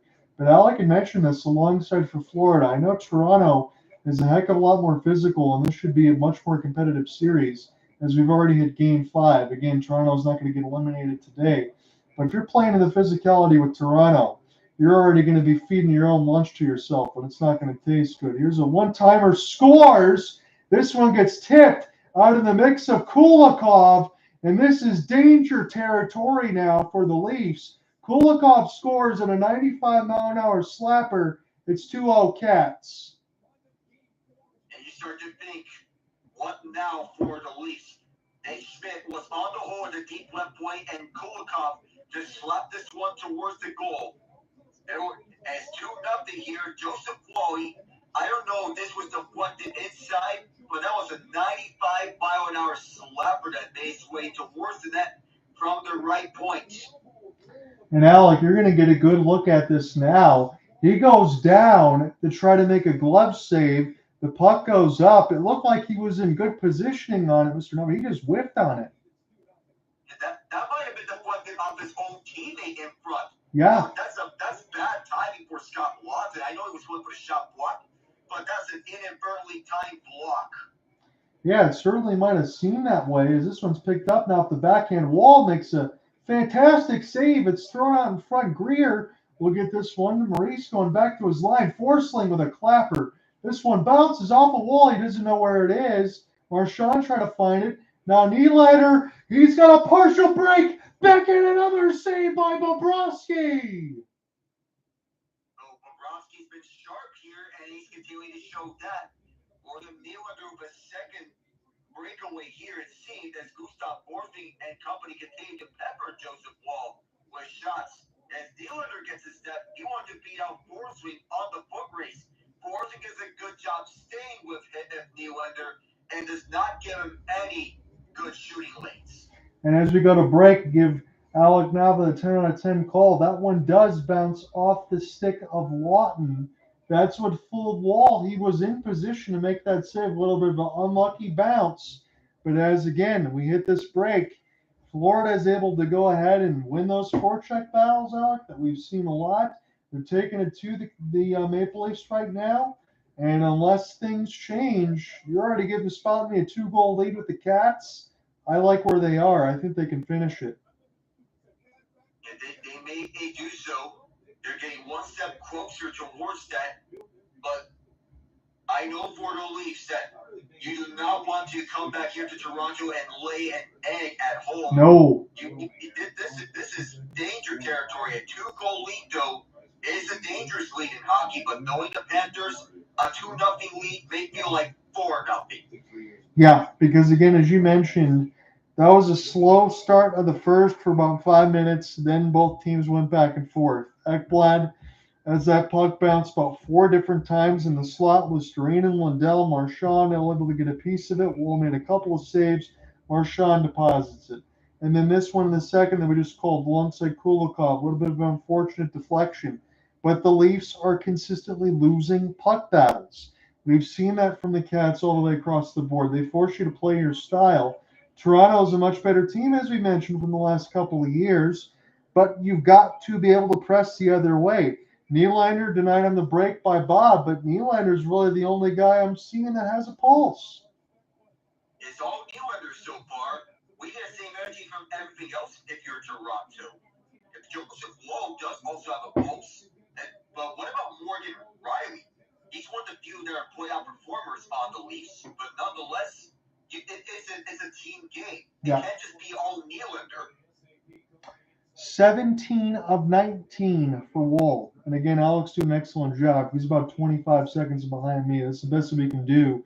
It's probably going to be the same way for being on ESPN tomorrow, as this one will be gloved as well. Again, tomorrow, Alec and I will be on the air pretty much around the same time, in the mix of about 7:10, when it's going to be Carolina and Washington. Carolina looks like they might have already punched their ticket. You're going to get some camera shots here and alongside the double deflections. Gentlemen, we've seen a lot of that throughout the playoffs right now. If you just get to the net, you might find a way to score. You might.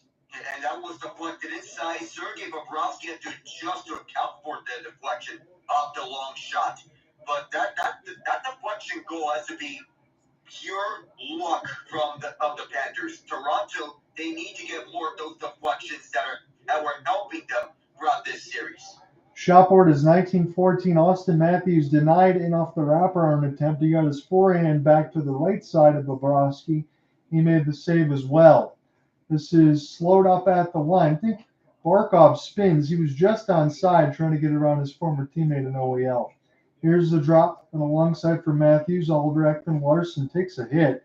He needs help there to get this out of his own zone. And Bobby McMann, Mitch Marner all tied up amongst the zebra toward the left side red line. And who's going to race for it? It'll be the road team in white with the red striping, the blue pants, and the Florida Panthers. Bennett. He loses it to McMann for a moment. Tkachuk will play this back now. And alongside Nate Schmidt.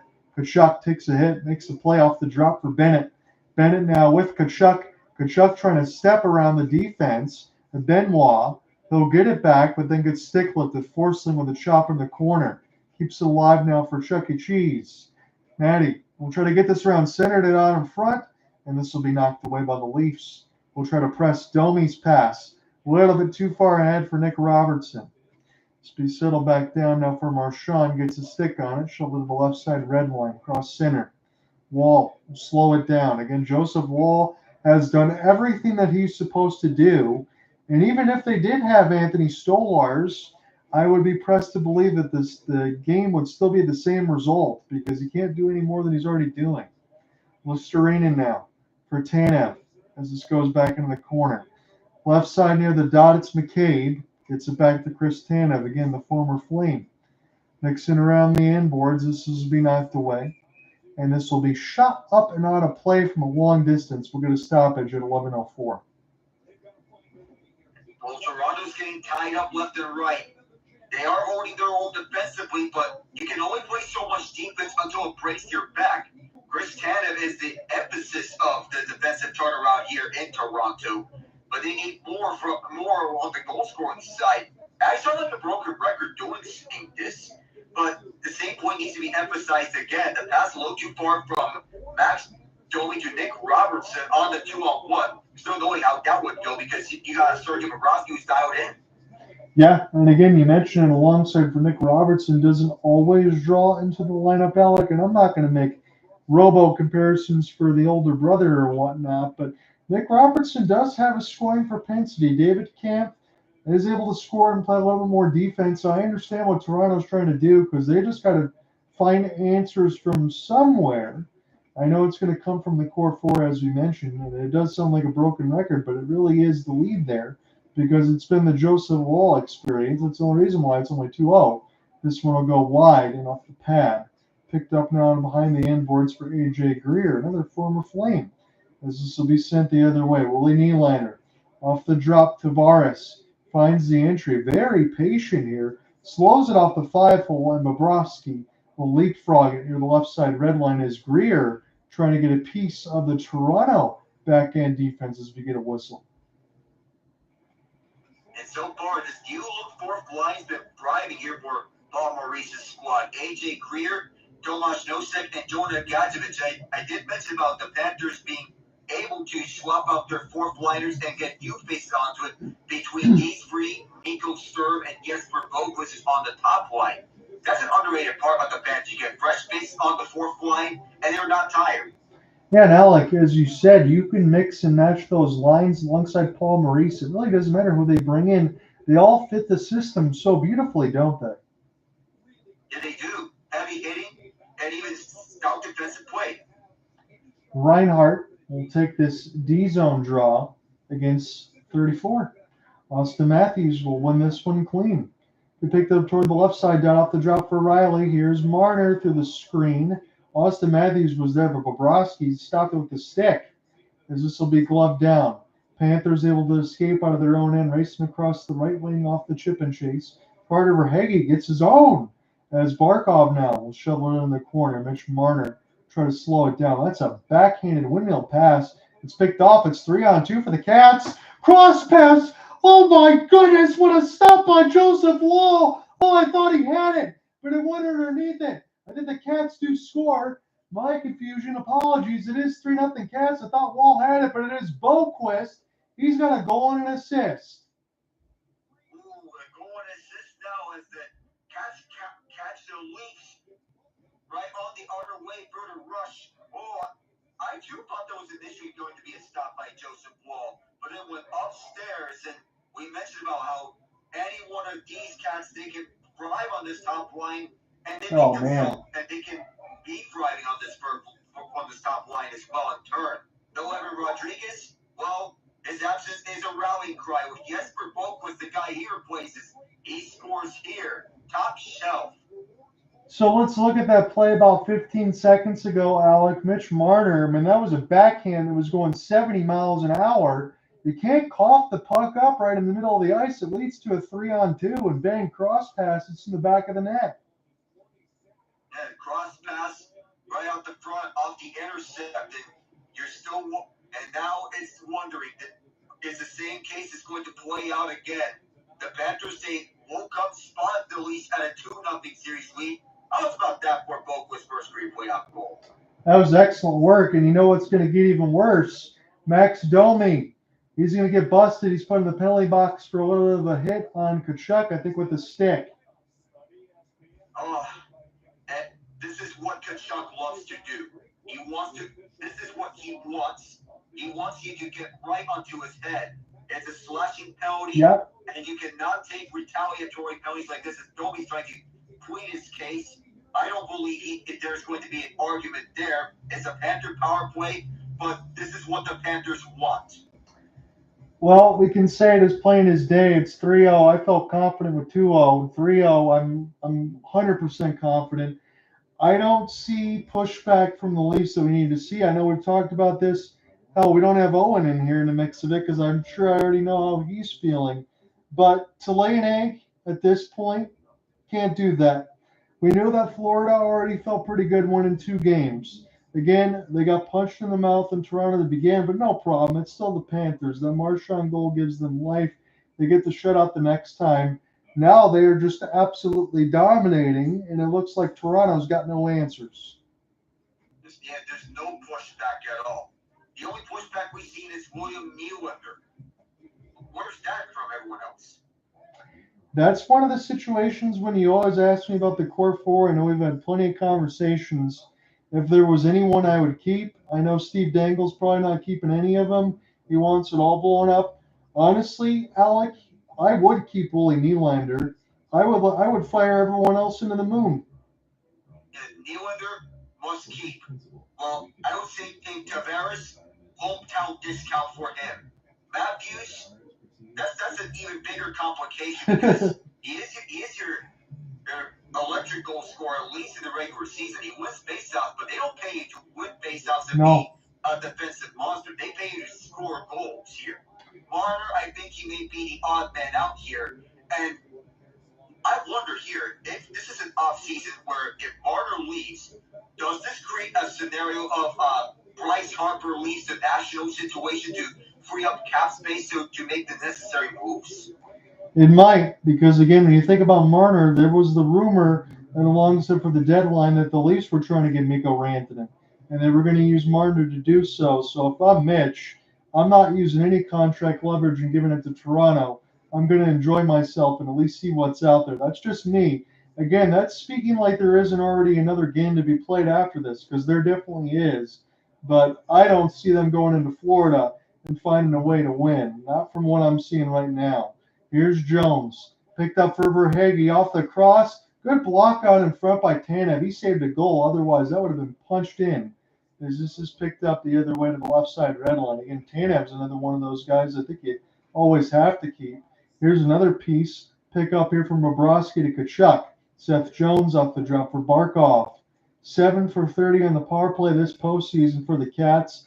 That's no problem, though, because 5-on-5, they're always dangerous. Reinhart. You settle back down now for Carter Verhaeghe. This is off a cross-check and sent back down. He'll be stopped by Bob. Again, he hasn't had much to do, with the exception of Auston Matthews, a couple chances about 2 minutes into the period. But right now, we're at 8:25 left to go in the second. Joining there with you alongside Alec Nava and Ian Genji. Bennett Up the gut, cross past Marchand. Good left pad save for Wall. As Auston Matthews on the penalty kill side will send this one down the ice. Florida's power play. It's their first. They got 30 seconds left to go and wish to work with it. Bennett. Now from Schmidt right up the gut. Here's a drop back to Nate. High slot. This one too far for Bennett to play off the bumper by Ekblad. Ekblad now cross ice to Lindell near the right side. Settle for Marchand near the right dot. His pass gets bounced, sent back down, and this will be cleared. So Florida's penalty kill and Toronto's penalty kill, I should say, they answer. They needed to do so there. Florida didn't need to score as they're already up by 3. This will be sent back in, and now Florida's iced it because the penalty kill time's already down. They get a stoppage at 7:39. Scorer's dilemma always goes like this. The team that is up by more goals usually will spend more time defending. The team that is down by more goals would spend more time attacking. So far, we're seeing the opposite happen, but the Panthers throughout that power play, they were spending more time playing keep away from the Leafs. Yes, they were. And Alec, I know you're going to see this go across the board in a second. We'll stop here in a moment. But yes, for Boquist, a goal, an assist, and 6 hits. Dare I say he's been the player of the game so far. Yeah, he's elevated so far in the absence of Evan Rodriguez. And in his absence, he's everywhere on the ice. The decision to make him on the left wing side on the top line made sense. We will get another stoppage here, so we'll continue our talking points. I'm just looking at it. So the shot board, 22-18 officially for the Cats. Shot attempts, 55-28 Florida. Tomorrow we'll be back on the air for Carolina and Washington. That one's going back to Capital One. 3-1 Carolina has got the lead in that series. I'll be excited for Alec because I do think he's going to be calling a GWG for Carolina tomorrow. We'll get that squared away about 7:10 again. Hopefully we see a GWG from Carolina because my boys, even for us being bad on the road historically in the playoffs in the Brindamore era, I think that we have the confidence to close this one out. I do too, Alec. I think that's going to be a lot of fun tomorrow. At least I think Carolina is going to find a way to win this series, even if they don't win tomorrow. I don't see them blowing a 3-1 series lead, not the slightest. As this is sent around the other way for Pacioretty. Sets up the 1T for Rielly. Beautiful block out in front by the Cats. Got a piece of Nosek. He is definitely stunned toward the left side of his skate. We'll try to flip it out. He can't do so. Big hit the other way for the Leafs as they're just trying to get battle of this puck near the right side corner. Auston Matthews can't find it. As this will be a soft flip. That'll actually not count as an icing as opposed to Wool's left pad. 6:35 left to go in the second. Here's a pass from 150. Bobrovsky, this is not clean.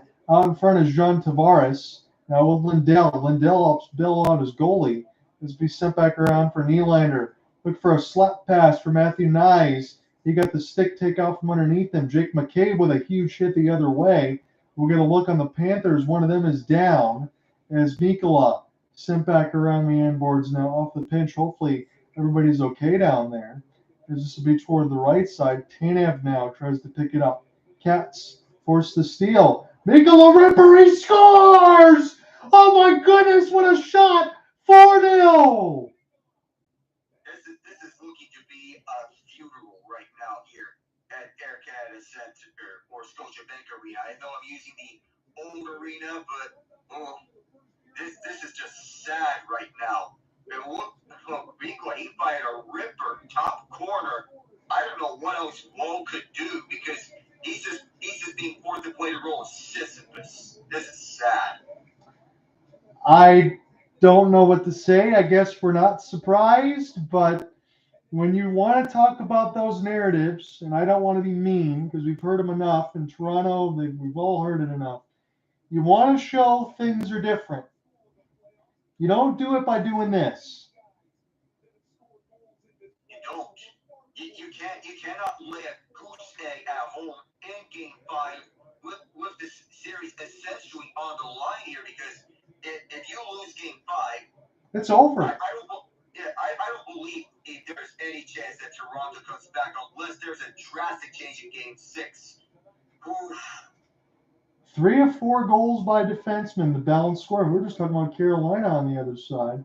as this will be knocked away. Schmidt, and around the corner now for A.J. Greer, as this will be sent back in amongst the inboards. Matthews trying to get it out of his own end. Settle it down now. Ekman Larson with the pass by the entry. Steven Lorentz.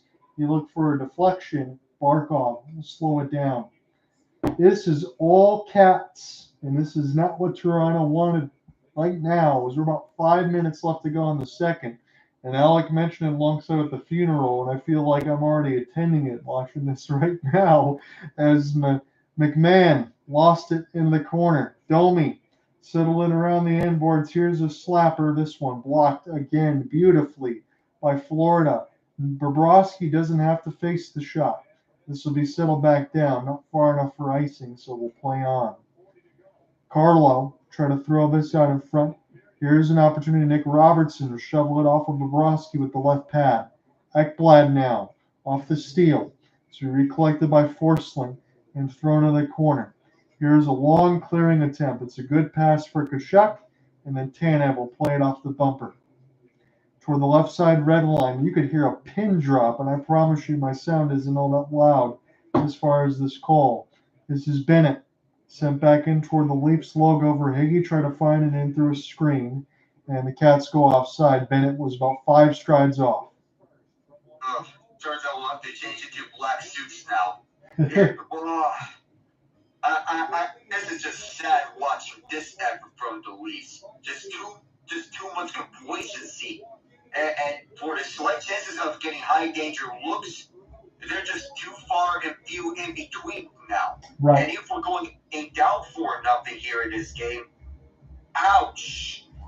Yeah, they're just looking for hope on some of these shots. And I'm not seeing anything for convincing attack. Again, we can talk about the core four and all the pressure as we've had throughout the years, and they got it all. And they're going to have to wear it all. But if I'm Joseph Woll, at some point when I need a contract, Alec, I'm going to be harsh when I say this. I want to go to a different team. This is just sad. I would too. I would be tired of this the same way that Leaf fans have been tired of seeing the same pain and suffering at the hands of Boston, Florida, Columbus, Montreal, all of the playoff frustrations that you've encountered over the past few years. Oh my goodness, there should be no way possible that team will make it to playoffs for 9 consecutive years, have no conference finals appearances to show for it. There should be no way possible that happens. Yeah, and again, I'll say this, and I know Ian knows as well as he's listening in, but when you brought in some of the other guys in the back end like Carlo McKay, Greg Berube, Chris Tanev, yeah, you have to exercise a lot of things in the regular season, but it's not about that. You've given every chance you possibly could to this core 14. You can't do that anymore. If you continue to bring everybody back, you're hurting yourself because it's been 5 or 6 years now. Like I said, Nylander, I'm good with that. But everybody else, see you later. I don't want to see it anymore. Tavares, I'll be with you if he gets the hometown contract discount. I will give you that, Alec. Yeah, it's time. You know, I still believe Greg Berube can help break another 50-plus year drought. Sure. But he has to do it with his team. This team is left over, I think, from 2 different head coaches. Yes, Babcock and Keith. Yeah, this isn't even his team. You know how Berube won? It was his, technically it was Mike Yo's team, and he just took over with the personnel, but he was the assistant with the Blues. So he watched those guys develop. Berube needs a chance to coach his own team, and Brad Rielly needs to understand this was Kyle Dubas' baby. He needs to figure out a way to build his own squad.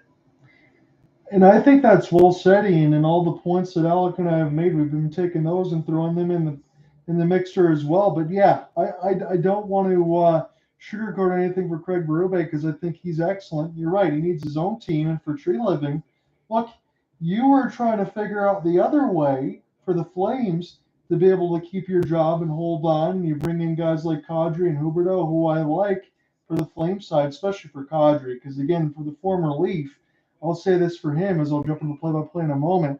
He's the type of grit, moxie, and sandpaper that Toronto needs. And he never got that type of team around him. But you're exactly right alongside with Tree Living. He's got to do this all over again. He's in a very unenviable position. Yeah. He's in a position in Calgary where he's okay with. He did tweet out, rule number 1, you keep all the dogs. And yes. Sort shade at Colorado, but for Toronto, and this applies for the rest of sports, not just hockey itself. It's a business. Yeah, things got to get done, and you got to be able to get results, Alec, and that's well said. I'm going to look at Tree's quote there in a moment, but I got to imagine Toronto is not feeling very good right now. Even for me, as a diehard Red Wings fan and in the Atlantic, we've seen all the battles. I don't feel very good about what I'm seeing right now, and I like the Cats. I'll make no mistake about it. I want to see them do damage, but this is just ugly, as this is sent the other way now for Mikko. I really can't say it any other way. 3:05 left to go in the second. I'll be taking and closing this game out. Alec's going to start this third when we get to it, but this game's probably already done. Settled now here for Lorentz. Now Tanev. They'll spin and turn. Tanev now slow down and find the entry off the chip and chase. That's the problem I have lying into this. A lot of that's been going on for the Leafs right now when they really got to be able to take this puck and do something with it. They're playing like they're only down 1. Wait for some of these zone entries, and that just doesn't make any sense. As this is settled down the other way for Morgan Rielly. He's got the assistant captain, Zay. Here's a bouncing puck. They were trying to force it from 150 for Knies, and that's not going to work. No. And you did mention about who to keep, who to let go.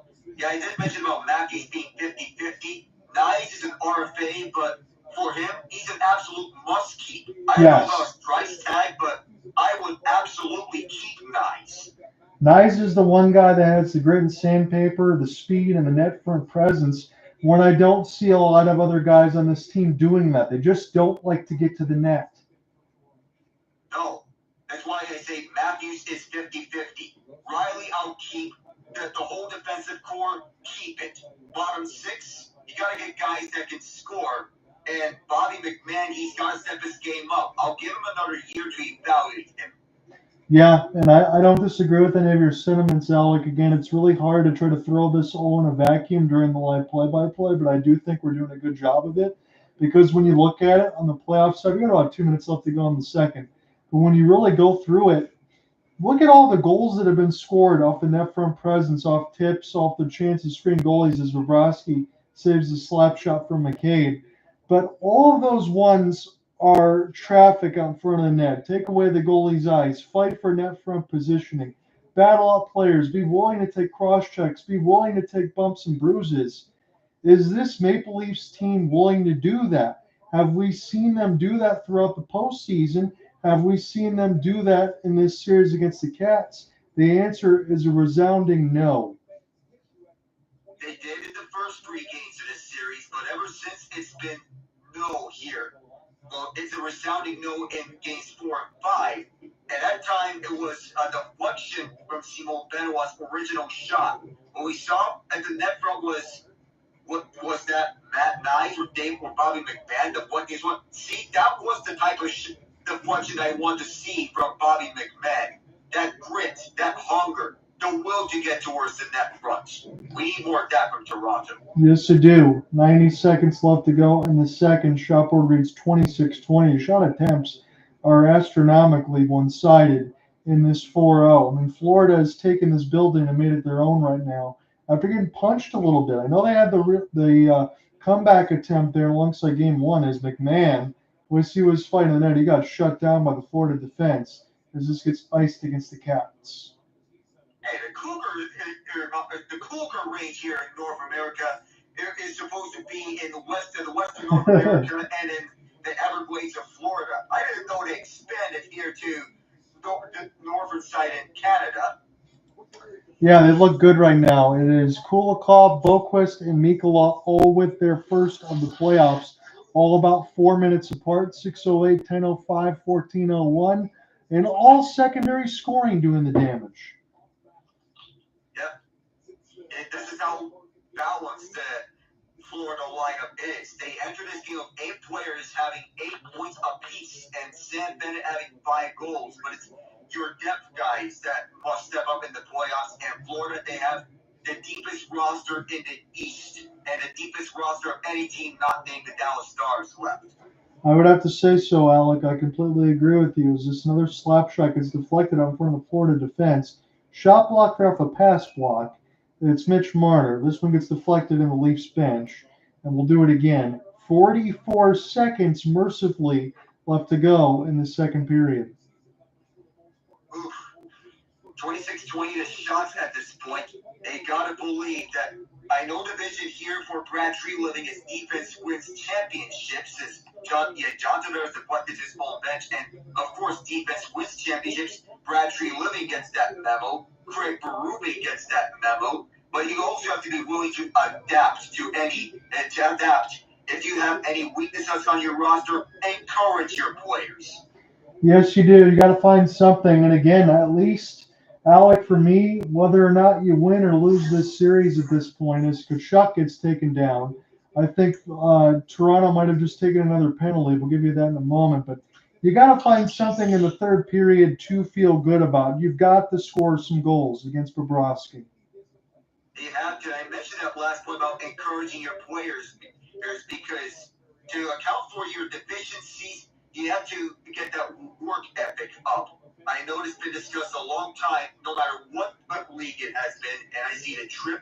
That's the second time that Domi's going to the box, but exit right away. But you want to encourage your players that they could last a full 60-minute game or 20-minute game for your top players among the forward side, no matter how much you're deployed here. Again, Alec, I was going to say the same thing you did about a Domi trip. Should have been his second time. He does not officially go, which I can't believe. It should have been called against him. But this will end the period, and I will turn the volume up for this. The Leafs are being booed off the ice as we go to break. Oh, that's how bad it is here at Scotiabank Arena. That we do know how much the Leafs rely on their star power. Nylander, Tavares, Matthews, and Marner. I know fans are not happy because this is a lackadaisical effort here from everyone involved. Joseph Wall being hung out to dry, and they have no goals in their last 124 minutes and 31 seconds and counting. 53 straight saves for Sergei Bobrovsky, who, while not exactly at best in a trophy-winning form, he does have the defense in front of him to help him out, which does help out a lot. But Toronto, you need to at least have something to feel happy about because 4-goal comebacks in the playoffs don't come often. The last time we saw a 4-goal comeback in the playoffs, you have to go back to, I think, 2011 between the San Jose Sharks and the Los Angeles Kings. That's the only way, and I want to say this outright because you could take this whatever direction that you want to, but this 4-0 scoreline is what I expected, Alec, about 3 hours from now between Edmonton and Vegas. I did not expect it in this one. I am bitterly disappointed for anyone who is a Leafs fan. That's all I can say. I'm not incredibly surprised considering all those narratives. Again, I try not to punch those buttons too much because I don't want to beat a dead horse. But when you see it time and time and time again, I understand why the fans always bring it up.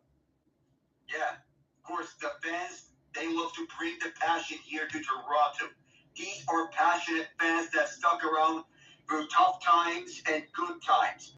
Tough times create strong people create good times. That's a common saying here. Yeah. And you want those strong people to create good times. So far, where's that been for the Leafs outside of Nylander, Wall, Tavares? You could say Rielly here, but we don't want to beat dead horses around. But it's the type that we are right into the point where we're beating dead horses. At least there was something positive for Washington to take away in the Carolina-Washington series, that they got something out of their guys in the first periods in games 3 and 4. And even at times they look dangerous on the ice. But outside that, it's been all Carolina defensively. And the talking heads to the media who were thinking about this is going to be another year of heartbreak for Carolina in the early rounds. But that's not been the case so far. Carolina is well balanced, but for Toronto here, they on paper are a well balanced lineup. But we're getting another step closer to seeing if Mitch Marner has a Bryce Harper moment. Ian, what are your thoughts on all this? So, gentlemen, in reference to the fans of Toronto, might I point you to, I believe it was Albert Einstein's definition of insanity. What? How's it go? Oh, yes. When you do the same thing over and over and over and over and over again. My friends, I think we will see, look, we've all witnessed the Nashville 9-2 reaction.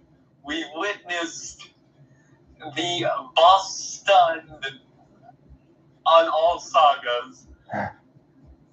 We've witnessed the Toronto Maple Leafs lose to a 42-year-old Zamboni. I think this will send not just Mr. Dangle, but the entire population of Toronto to the psych ward. I'm going to say this, Ian, and I'm going to be as gentle as possible when I mention it, because, again, it's a family show for all of us. We try to be professional. Once I get the write-up done and I link everything out, as long as I can hold, I'm going to include Steve Dangle's video in my write-up, as I sometimes do, not always, because I think this video, whether it's a one-taker or not, is going to be must-see. Yeah, I know for a fact he's been ringing the bell about the whole situation behind Gregory Campbell, former Boston Bruin, who now is the assistant GM of the Florida Panthers, and how the Panthers, they're getting away with suspensions, but also you can't come out flat-footed against the Panthers. Yes, they're the most penalized team in the league. Yes, they play physical. Yes, they get away with dirty antics. No, you cannot come out flat-footed against them. No, you cannot just put up a bagel for 2 straight games against them in the playoffs. No, you cannot leave your goaltender out to dry for 2 straight games in the playoffs. Not even Anthony Stolarz could fix this. I'm trying to find the right words, but in my eyes, you can't even pit this as the definition of insanity. They made moves to adapt to playoff hockey. They made moves to adapt to what the rest of the teams are doing. They made moves to prepare for April and May this year when they hired Craig Berube, and they overhauled the entire defensive core to suit themselves up for playoff hockey. They made those moves. The goal scoring, the defense was not the problem. The problem for the Leafs was that the goal scoring has come dry. I don't disagree with your points. I agree with Ian's points as well. I think both of you well said. And it comes down to what we already mentioned a little bit throughout the second period, that you just got to cut off the head of the snake at the core 4 and figure that out. We know that's going to happen now at this point. I will say this for Ian's defense. If that does not happen and they decide to bring back everybody, I know it's not going to, but let me just say this. If that does happen and they bring back everybody, you should all burn your Leafs jerseys and be done with it and go root for another team. That's all I'm saying. You cannot do this again, because I remember having this conversation with you guys about 3 or 4 years, and Owen was in some of these, and Owen was like, you know what, 3 or 4 years ago, I don't know what happened, but, they give him another chance. We're past the point of giving them another chance. You're giving these guys about 5 chances. You can't do anymore. No. There's an extended life. There's an extended lifeline, and you can't even do this at all. Oh, this is outrageous. Yeah, and again, sometimes when we cover these games, sometimes things like this happen. Because look at it on the other side. Celtics, I know it's not the same sport. Alec, they could have easily packed up and went home, and they could have mailed it in at home. They're up 87-74 against the Knicks, still trying to get another game in this series. We got one more for you, the Warriors and the Timberwolves. That one is also at 3-1. Timberwolves trying to control their own destiny and figure just who in the heck they're going to play in that Western Conference. That's been a little bit interesting as far as the Nuggets and OKC, but OKC still leads 3-2. That's going to be a lot of fun regardless in that Western Conference final. Ian, how do you see your Thunder?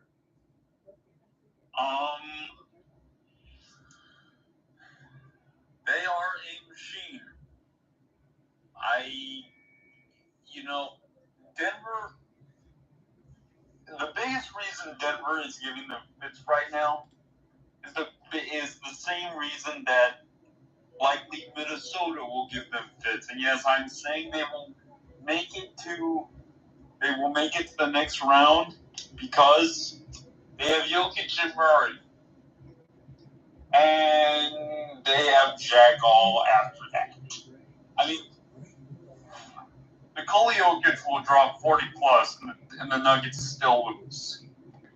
That pretty much says all you need to know. I mean, Michael Porter, for as horrible a shooter as he is, Russell Westbrook has contributed more shooting the ball than Michael Porter Jr.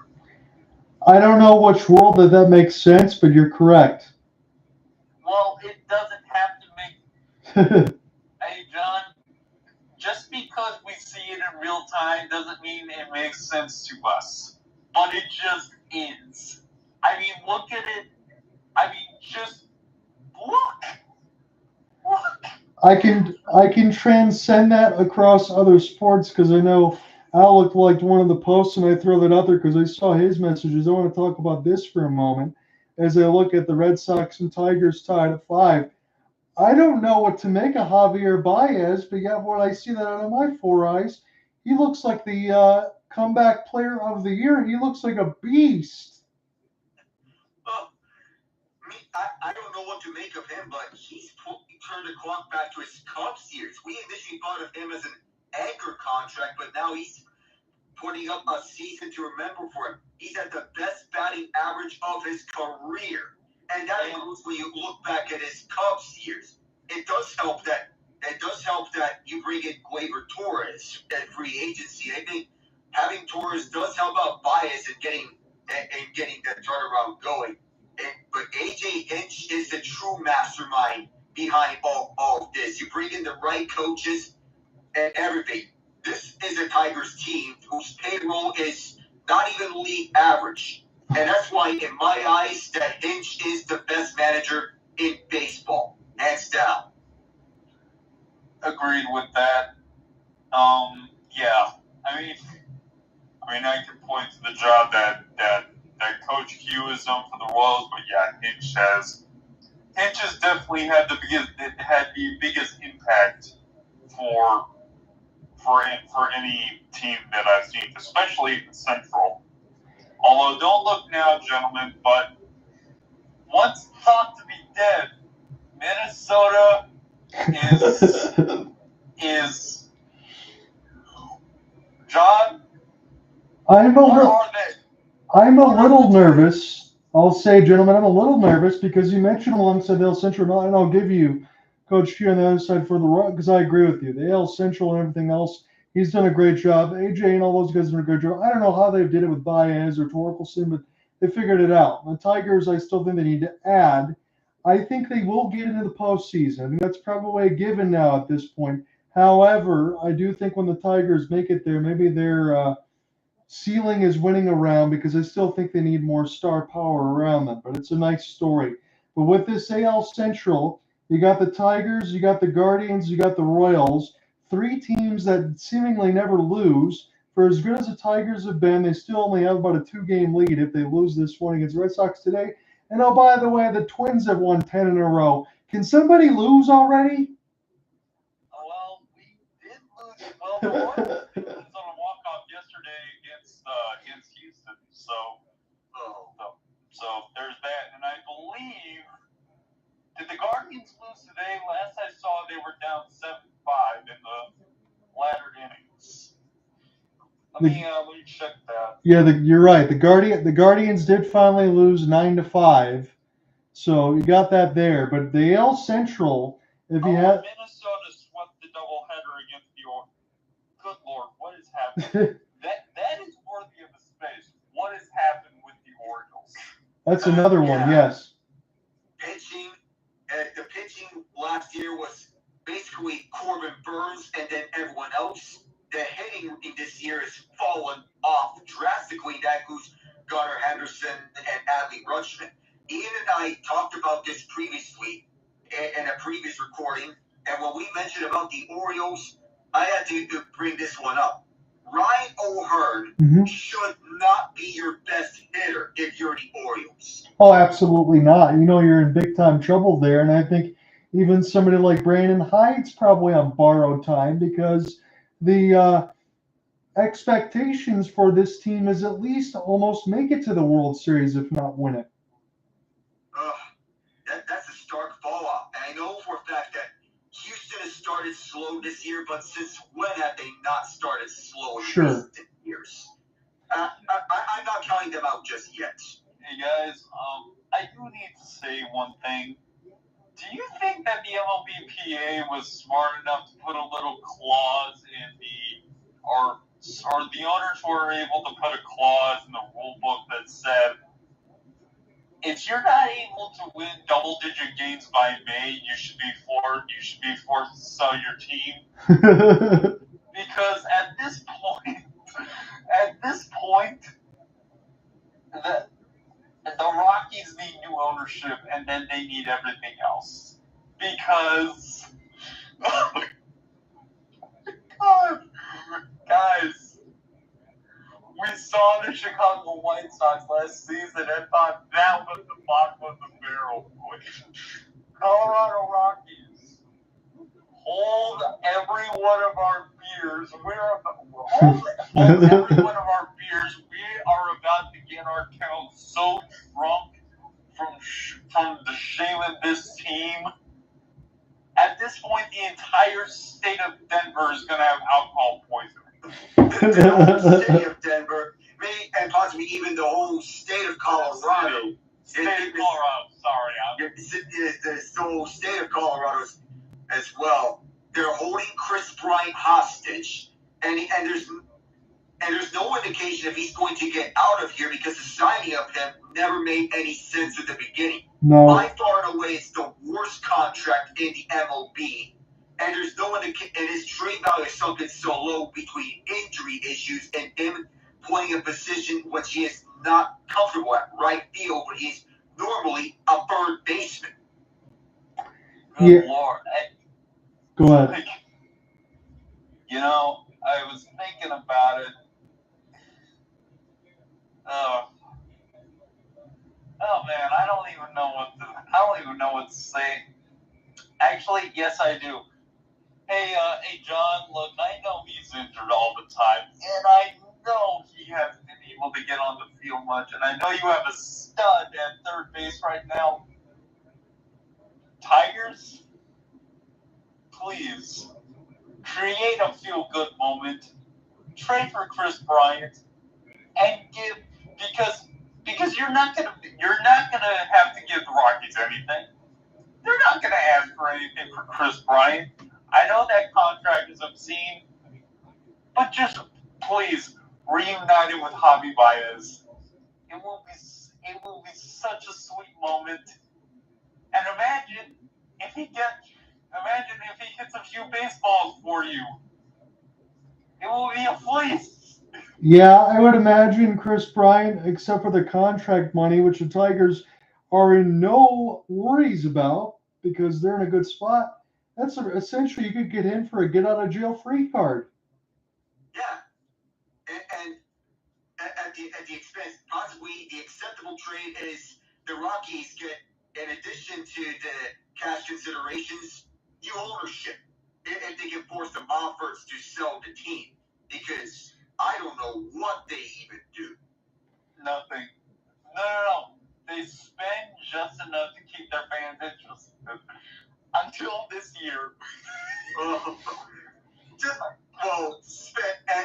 And now it's just not even nothing.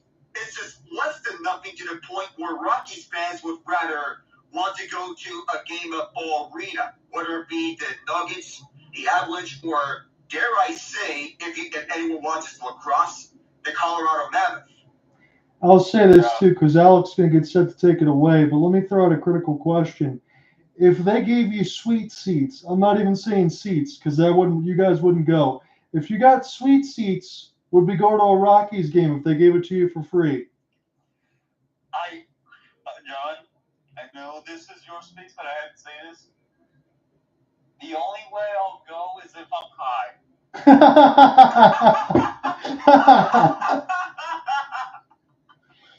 I hate to sweeten the deal enough, but you hammered the nail. So I'm with you, Ian. I think you have to have some other things going on. Oh my goodness! Actually, wait. No. I'll ranch it up even more. Okay. They have to allow all of us, if you're into that, to smoke at the game. Granted. Because it's only going to get worse. Yes, it is. Oh, I mean, Colorado does have their own usage of Mary Jane. That's legal. Yes, it is. You get set to take it away, Alec. Oh, what a way to end the second intermission. That might have been one of the best endings to an intermission that we've ever had here on the comedic side of things. And on the third period, well, I don't know what else is to come here at the skate here. Just Toronto just needs something good, because they were booed off the ice. And I know for a fact that it's been a bad game here up against league killer Brad Marchand and the Florida Panthers, which is a strange thing to say, but just get something. You have to, because again, we talk about our comedy hour on one side, it's been a comedy on the other. They need some answers. Just 2 shots for Mitch Marner in his last 4 games. In games 5 through 7 in his postseasons, 3 points in 8 games for Marner over the last few games. 1 or 2 in the regular season. And here's a steal here. Matt Knies moves inside. How did Nicholas Robertson rebound? And Nylander gets turned away.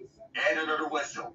We are going to get a hooking call against Mikkola as they were trying to tie up Knies from scoring. So Toronto is going to get a power play they desperately got to finish on. Well, at least, it's not really a 5-minute major, but it's very hard to replicate what the San Jose Sharks did against the Vegas Golden Knights. It's a hooking penalty on Mikkola, and I thought that Knies was the only one back, but we don't really see any penalty shots in the postseason that much. Not unless something goes horribly wrong. I don't know how many more times we've seen a 5-4 power play for Toronto here, as this one fired wide on the chase down as Matthews, and that one exits the zone right by the penalty box doors. Marner brings it back in. Here's Knies. Knies out at the far corner. They'll give it for Matthews. Matthews brings it around over to Marner on that far corner. Now back for Matthews. They'll take it slowly. Matthews from Marner. Marner fires one, stopped by Bobrovsky. They'll be settled down by Forsling, who will clear this one out. Forsling has suddenly been a top 5 defenseman in the NHL. We talk of the Jacob Slavins, the Chris Tanevs, and the Adam Pellichs of the world. Jared Spurgeon as well. You can put Forsling's name up at that top 5 list. And the ranking is there for you to decide it. What's Slavin at number 1? That's what we'll start off with. And then it goes from there. We can have it at Slavin, then Forsling. I'll put him at number 2. Domi will fire this one around. Lustarini in the way. Kulikov shoots us down. Rielly blocks off the progress. And only for Florida to send this down again.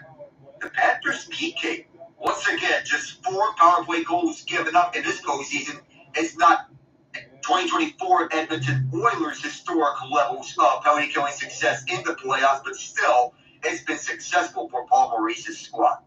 Morgan Rielly will send this over to the right side for Domi, and now it's Rielly. Domi loads one up, and Bobrovsky with the stop. McMann kept it in. Domi tried to flip it down, and there is, oh my goodness, Domi got hit hard. Holy Cody. Yeah, he did. And it looks like going to be going to the box again. And it is Domi in the box. Alec, I'm not saying this lightly. With the game he's had here, I think he needs to be benched in the next one. Yeah, there's no other explanation for it. That he tried to reach out on Dmitry Kulikov, and he got a lot of that hits right afterwards. You would imagine Kulikov was not happy with the way that he was tugged. And now that's 2 minutes. You think that Domi, game 2 overtime here against Ottawa, but I don't see a way he comes into the game 6 lineup. You can't. It's two critical penalties. One of them that Florida just scored on before in the second, and now they're going to get some abbreviated power play time. Well, maybe he gets some more encouragement from his father, Ty Domi, after the game. Who knows? Yeah, they're going to have to grasp at straws if they're doing that. Somebody's got to find something to feel good about, as we said going into it. 4 seconds left until Florida gets on an abbreviated power play that will last for 144 now. So here is Toronto, so take it up. And the penalty killing side, it's not about clearing the puck down the ice. It's about scoring goals now. Get something as you can. Even if you're down a man, you got to search for the breakouts. It is Marner who watches onwards, who is on borrowed time here in Toronto as we speak. Seth Jones was out for Sasha Barkov. Jones was power play quarterback number 1 in Columbus and Chicago. As Barkov, Florida's playing keep away here on the power play in the first 30 seconds of it. Jones taken inside, but the Panthers are not focused about scoring here. They're just playing keep away. Reinhart, Jones, they're not testing Joseph Wall. Kachuk goes across. Reinhart holds on back for Jones. For Kachuk, slap passes this one across, and it exits south, but it doesn't matter much here for the Cats.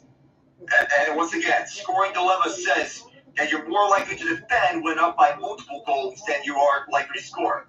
Kachuk sends one back, and for this sloppy pass as it may seem, it's more of a strategy of playing keep away and not allowing Toronto to get the puck. So it's more about puck control. Kachuk fires, and it's stopped by Wall right to the net.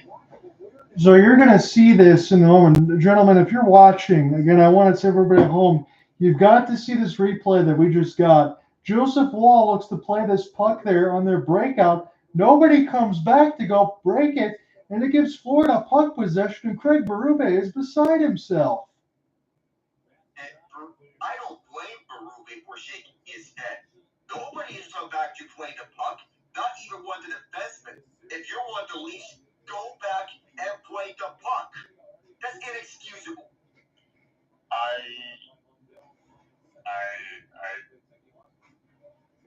think it's safe to say this team's quit. I think so. Yeah, this team is just quit. They're mentally shut here. You need guys that can get motivated here for Game 6. But once they're to have a positive, here's Anton Lundell. He rings the bar, but it doesn't matter much as Eggplant keeps it around. And the first goal of this game at this rate is going to be the game-winning goal.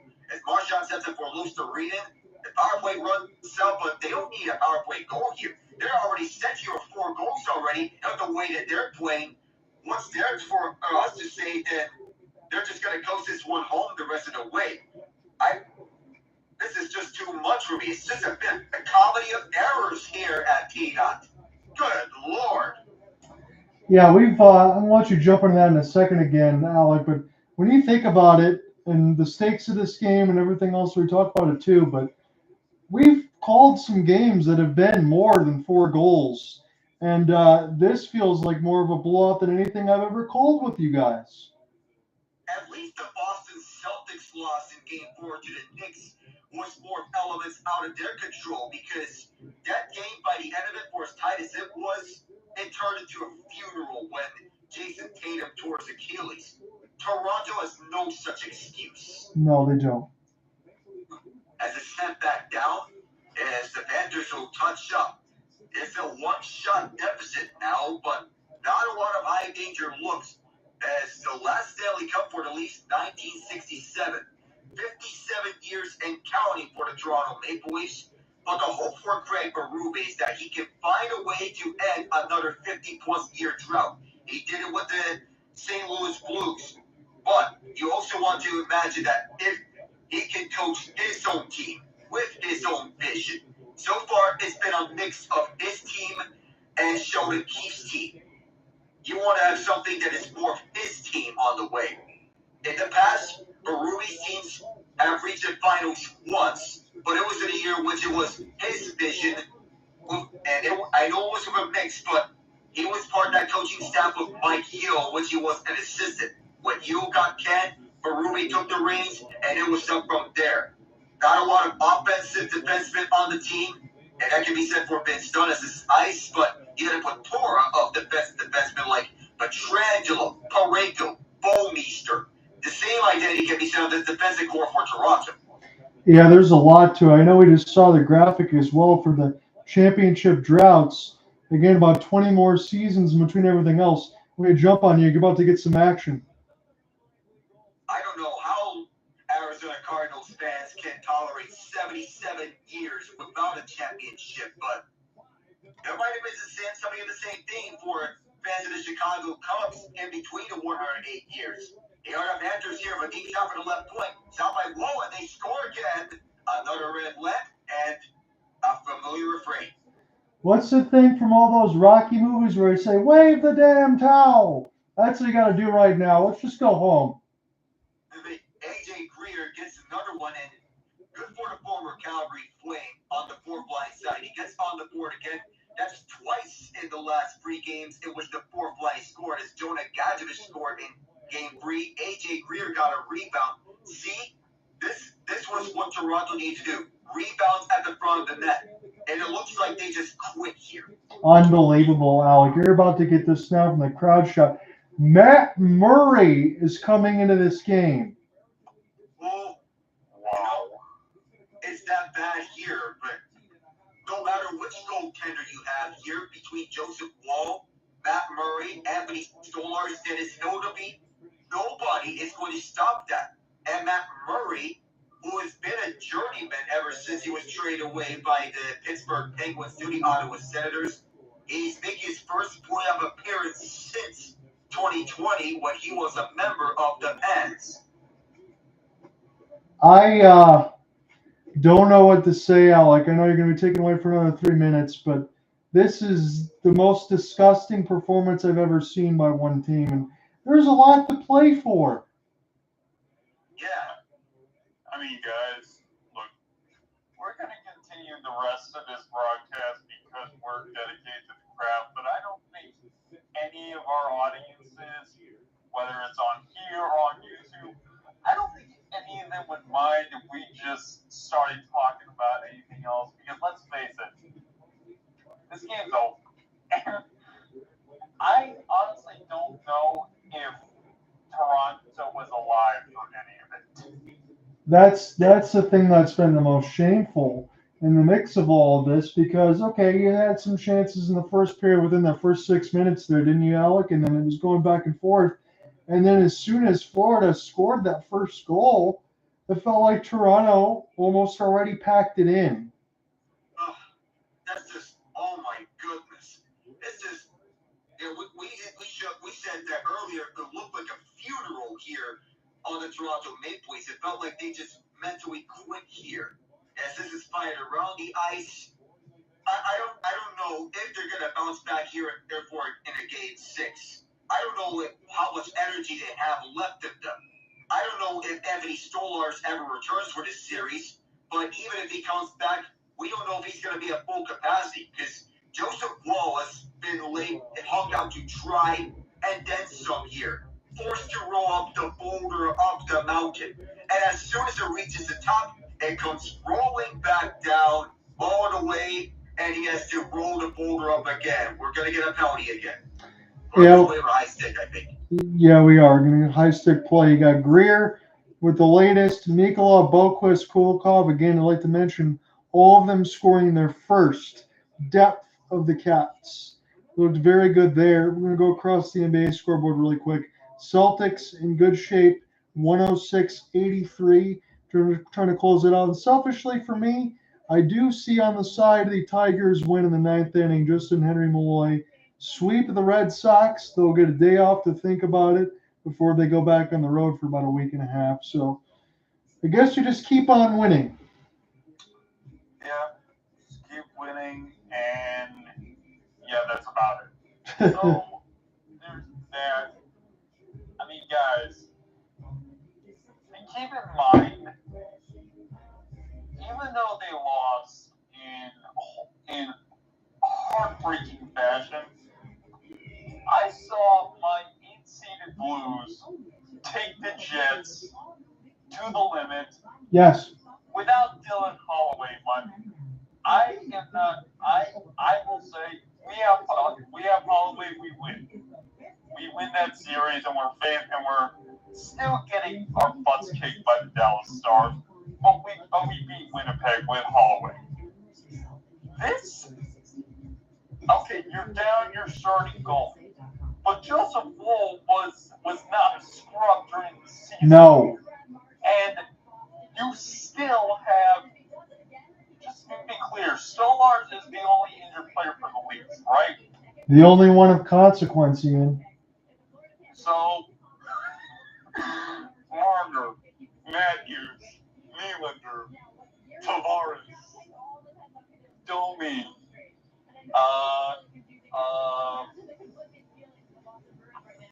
I'm missing someone else big. Was it Morgan Rielly? Morgan Rielly, thank you, Alec.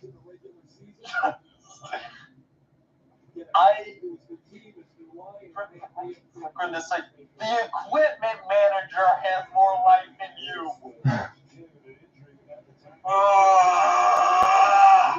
I'm not even a Leaf fan, and this is upsetting. Me too. Yeah. I feel the same way. Did Florida just score again? No, we got a Florida power play. But it's a Florida power play where they were 3 of 16 this series, but with the way the Leafs are playing, they just got beat at their own game. There's no other way to sugarcoat this. They got beat at their own game and punched in the mouth as such. The moment that Brad Marchand scored that overtime winner, you be best and supposed to think, here we go again. Game 3, all right, you lose in overtime. There's a way to bounce back from this. Game 4, you're forced all the way back on defense, but at least the defense was doing good. Game 5, no. No, there's nothing to be said for it. Is this some chances at the net? Matt Murray's going to get some chances. I do want to mention this, Alec, as we get a little bit of a puck stoppage here, that the Bruins, did I see that right? If the Florida Panthers win the Stanley Cup, the Bruins get a first-round pick? Well, that was part of the deal with the Brad Marchand trade. I would believe, yes. Hey, White Sox fans, you can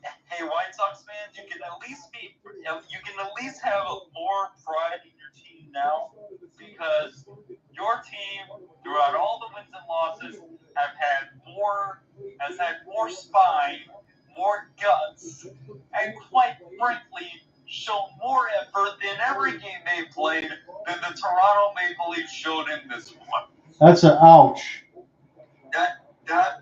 That's a huge ouch there for Leaf fans. And Matt Murray being in a playoff game right now when he's a third stringer at his stage of his career, this is not what you want to see, because Joseph Woll got ran out of the net by no fault of his own. And I actually mean this. And there's another goal. Oh, my God. So to injury, Sam Bennett is making this a second round of funerals. What's that Simpsons mean? Stop it, he's already dead. It's at that point already. This is awful. This is, okay, I'm going to say this, gentlemen, because I love working with you. This is officially the worst game we've ever had to call together, correct? Officially. This is just sad. Yep. My God. We're going to have these kinds of games eventually. We've had our close games. We had our so-and-so games. And then there's tonight. Yeah, I can't believe we ended up calling a Mikko Rantanen natural hat in the third to take out the Colorado Avalanche. That was just the first round. Those are the most exciting things I've ever seen. And then there's this. I know I got about the last 10 minutes, so I'll jump in here for Alec. I won't call, obviously, the whole way through, but because Alec's going to get a chance, I would imagine to call a much more exciting game tomorrow. But 6-0 Cats. There is no excuse for what we saw today, and it's gotten so bad in the game that I've seen today that I honestly wonder if Toronto should still have a franchise as this puck goes all the way down for an icing at 9:46. And I mean that because they're such a good regular season team. But everybody always has to look into April and May, gentlemen. And when you prepare yourself, you get all the hopes, you talk about it out, all the changes and everything else that you've made. Again, I feel bad for Joseph Wall. I doubled down on that. I'd want to get the heck out of here. But how do you give up 6 unanswered when you have everything to play for and you want to try to make things different? Because honestly, let's say Toronto found a way to get through this series. You would honestly think on paper, Alec, right? I mean, I'm not going to be disrespectful to your Hurricanes, but Toronto had a pretty good chance of taking them out. And then maybe we'll see what happens in the finals. I don't think they beat Dallas. But my God, I've never seen a team just so unprepared for the moment like I did today. Yeah. They're great teams. They adjust and prepare for the teams. I know lineup changes were warranted given the lack of production from Holmberg and Yarncroke, but you still need to get your production out of your bottom 6. Craig Berube challenged them, but you still want to see more. And I also feel bad for William Nylander and John Tavares because they didn't sign up for this. No. And gentlemen, this is going to be a random quote, but a quote from Gordon Ramsay. The Leafs they are currently way overcooked on the bottom, crispy as fuck, and they look like Yankees flip-flop. What a shame. I was thinking of that, and I was thinking of idiot sandwich. I don't know which way you were going with it, but that's where we are at this point in the game. Please, Connor McDavid on the screen, save us as we go to break. We went from anticipating a great game to quoting Sure. Ramsey and by the third period. That's how bad this game was. At least Connor McDavid can dazzle people. And the same thing can be said of Leon Draisaitl and Jack Eichel. We see. I may have got the order wrong. McDavid, Eichel, Draisaitl, they were 1, 2, 3 in their respective drafts. Even though Draisaitl was picked 1 year ahead of the two of them, but nonetheless, you just want to get this game over and done with. Can I say this honestly too, gentlemen? It's a 6-0 score line, and Vegas is beat up like an old rickety bus. We know that they're gonna have a tough time against Edmonton Oilers today. But I would grant you, I'd be willing to throw $5 either way if anyone wants to take it. I guarantee you the Vegas Golden Knights don't lose by 6. No, they're going to show more heart and more determination. And even with their banged up bodies, Bruce Cassidy knows what he's doing behind the bench. I know Craig Berube knows what he's doing behind the bench, but you need to have your players motivated each and every day. Not like Toronto was just. I don't know the best word to describe them, but whatever it is, it's going to be the polar opposite of what Vegas is going to likely display here in their Game 5 in an elimination game. Yeah, it's been hard for us to not. Go ahead, Ian. I know what this reminds me of. A few years ago, I don't remember who they were facing, but the New York Rangers were in an elimination game. Against the Devils, we called that one, yes. Yep, and the entire game, it was pretty much every time you blinked, there was an odd man break Yes. out to dry. This was worse. This was worse than that. I agree with you. I'm glad you made that comparison because all three of us were on that call, and I really laid into the Rangers that day. I can't lay into the Toronto Maple Leafs as much because they've already shown us what they are. Unfortunately, I'm glad that Owen's not in on the cast because you'd feel like I'm being disparaging against his own team. We're trying to be truthful here, but this was just downright ugly and inexcusable. But you're right. This is 1,000 times worse. And now the arena is starting to get empty here. I don't blame Leaf fans for going home early. You pay thousands of dollars for a ticket, and you're not going to stay and watch this. I think they just started throwing a couple of jerseys as we went to break. Morgan Rielly off the drop does not find anybody. Knies tries to find it, and here's an opportunity for Tkachuk. The only way I could see this being any worse is if Toronto started the headhunt. I don't think that they're going to do that, but the shot board is 74-41 as it's 6-0 Cats. And I'm going to be honest here, my story is probably going to be short. There really isn't much to say other than some of the main points. But this is an interesting cast for us, and it also, I think, will show us what we need to do during our downtime sometimes to entertain ourselves. I might have to bring some more notes as it's sent back around now for Tavares. But I'm glad that Alec gets to cancel this one out tomorrow because I'm looking forward to that game. Sent back around the inboards now for Nylander. It's McCabe. Slow shot. This one saved. Tavares tried to throw it out in front, but Lindell is right there. For Bobrovsky to get another shutout, he's 650 away from it. That would be huge for him because he's working himself right back into the Hankings, I believe it's called, Alec, for the goaltender rankings for Henrik Lundqvist. As is dropped now for Jones. This is an easy save for Murray. As now they try to push against Luostarinen. Nosek will join in on the fun. Pacioretty trying to give him a what's for as we get a stoppage at 6:41. If there was any sort of pushback from that scuffle between Luostarinen and Tavares because you were ahead of me, and even though for the stop by Matt Murray, that push from John Tavares on Luostarinen was the most pushback I've seen from the Leafs all game long. At least Tavares shows he is there to stand up for his goaltender. At least he shows in the fight inside of him. That I don't know where you recover from this, but I know for the decision about captaincy and all that, there's now the part of me that believes that Tavares should still be wearing the C. Those are bold words, Alec, and I can't say I disagree with you. Out of some of the pushing and shoving here, Mikkola and Tanev now are exchanging more than words. I don't think that's going to be more than that, though. They're showing off of a scrum. Marchand was maybe on a change. He sees the rest of his teammates all tied up in, so Marchand's going to – he was going to make his way to the bench on this camera shot, but he saw all of his teammates thrown in a corner. He didn't want to alleviate himself from that situation as he got all tied up with Tanev. But I will say this to you, gentlemen, and Alec, you made some good points. Marchand's going to go to the box. For Toronto to try to any pushback games against Florida, you're just playing into their hands. Yeah, they just did so. Right onto their hands like a mousetrap that's waiting for them.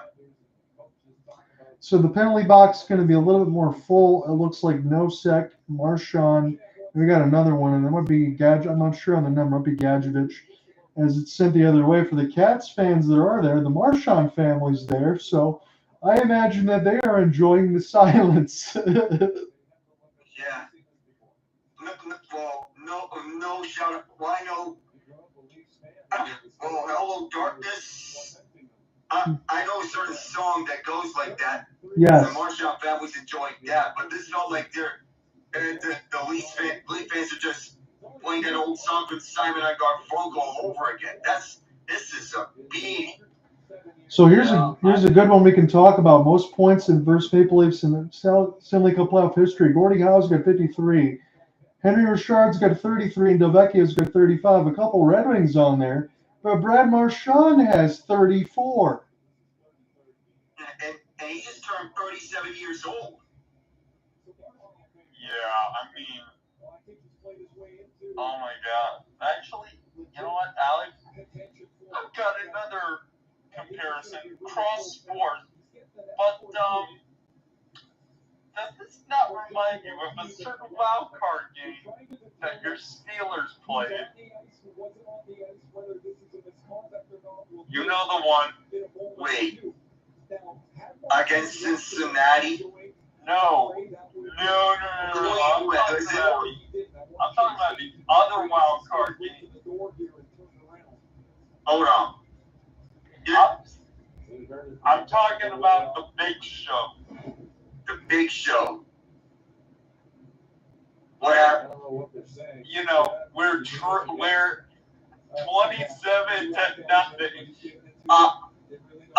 Now it rings a bell. 28-0 after 1. Yep. Ah! That's what this is. Man.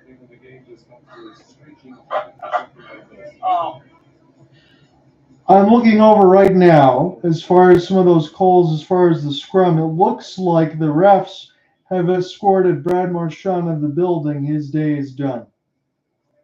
Well, no further damage, no pain, no gain. But if this does escalate to the point where they're having to throw out players, well, if this keeps on happening by the time, we're going to have a relatively empty building. Yeah, we are. I would think anyone else that is at least paid for a nosebleed seat, when those cost probably about $250, $300, at least for them, you can get a front row seat. You can move all the way down. There's a lot of empty ones. Yeah, watch. Yeah.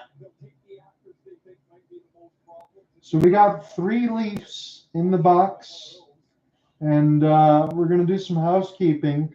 Again, this is a good time for me. Not that it's needed, but we'll just do it because we're going to work a normal broadcast anyway. Your goal scoring reset, it was a 1-0 game after 1. The Cats did heavily outshoot the Leafs, but it was Aaron Ekblad from Reinhart and Jesper Boquist. If they can just come out in the second period, get a little bit of a reset, maybe the Leafs can find something. First couple chances, Auston Matthews denied near the right side post from Bobrovsky, but after that, it was all over. Dmitry Kulikov, Boquist, Niko Mikula at 6:08, 10:05, 14:01. All score there first, but the pain didn't stop there. AJ Greer and Sam Bennett on the power play from another needless one from Max Domi from 6:03 to 9:10. Joseph Wall was pulled. It was not his fault tonight, 20 of 25. Bobrovsky has made 25 saves, but when the score is 6-0, you don't even think about that at this point. Matt Murray, 5 of 6. And then your other reset, 31 of 25 on the shot board. Cats edge their hits. Very physical game, 47-46. But Toronto forgot to bring some goal scoring, 28-26 on the faceoffs. Power play is 1 for 3 for the Cats, 0 for 3 for the Leafs, as we are still sorting things out. The building it got a little bit more empty here, to the point where you can even hear the penalty box door closing. That's how many fans that's how many Leaf fans have left the building. And my question now, I know it's hyperbolic, but out of the ones that left, how many of them will decide to never be Leafs fans again? Because I'd have to imagine, even if the number's 1, it's not 0 after tonight, as it's sent in around the inboards for Boquist. He takes a hit up the 1-on-3. And every time that top line has been out now, Alec, I have to mention it, is they got 125 of power play time. Every time they bring the puck up the ice, they're getting booed. Second line is not, as it's Rielly. Now to the right side blue line here for Marner. Back to Rielly near the left point. Nylander touch pass for Matthews. He lost it in between his skates. This would be sent back down for Morgan Rielly. There's a short-handed chance for Lindell right at the net. And that one was saved off Lusterinen. So the Cats almost scored again short-handed, as this is picked up now for Rielly. Again, mercifully, 5:35 left to go in the third, as this game has been over since the midway of the second period. And the most unfortunate part about all of it is not the team that's won, but just the style that's been played. It's been comatose on one end and a scrimmage on the other, as we got 35 seconds left. Oliver Ekman-Larsson try to take this one up the ice. Again, the Leafs can't even get puck entries. As Domi, this goes off his blade. Nick Robertson on the left side corner. Bobby McMann trying to pry it loose here for Mikula. Was just sending around the end boards for Domi. Domi now off the slot. Ekman Larson, one more touch for Nick Robertson. Ekman Larson shoots to the screen. Good save as Lawton was there. Bobrovsky saves it. And now Lawton wants a piece of Mikkola and Jones. Mikkola is giving him some fists. Jones now holding them. We're going to see probably a lot of this with 4:53 left. I got nothing. But this is... there's just no words to describe this. I get whacking at goaltenders, but I got nothing out of this.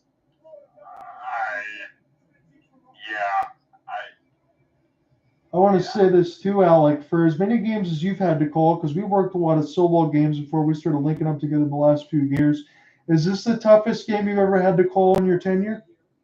For the both of us. Yeah. Let's not take away from any one of us. This is the toughest game that we both had to call.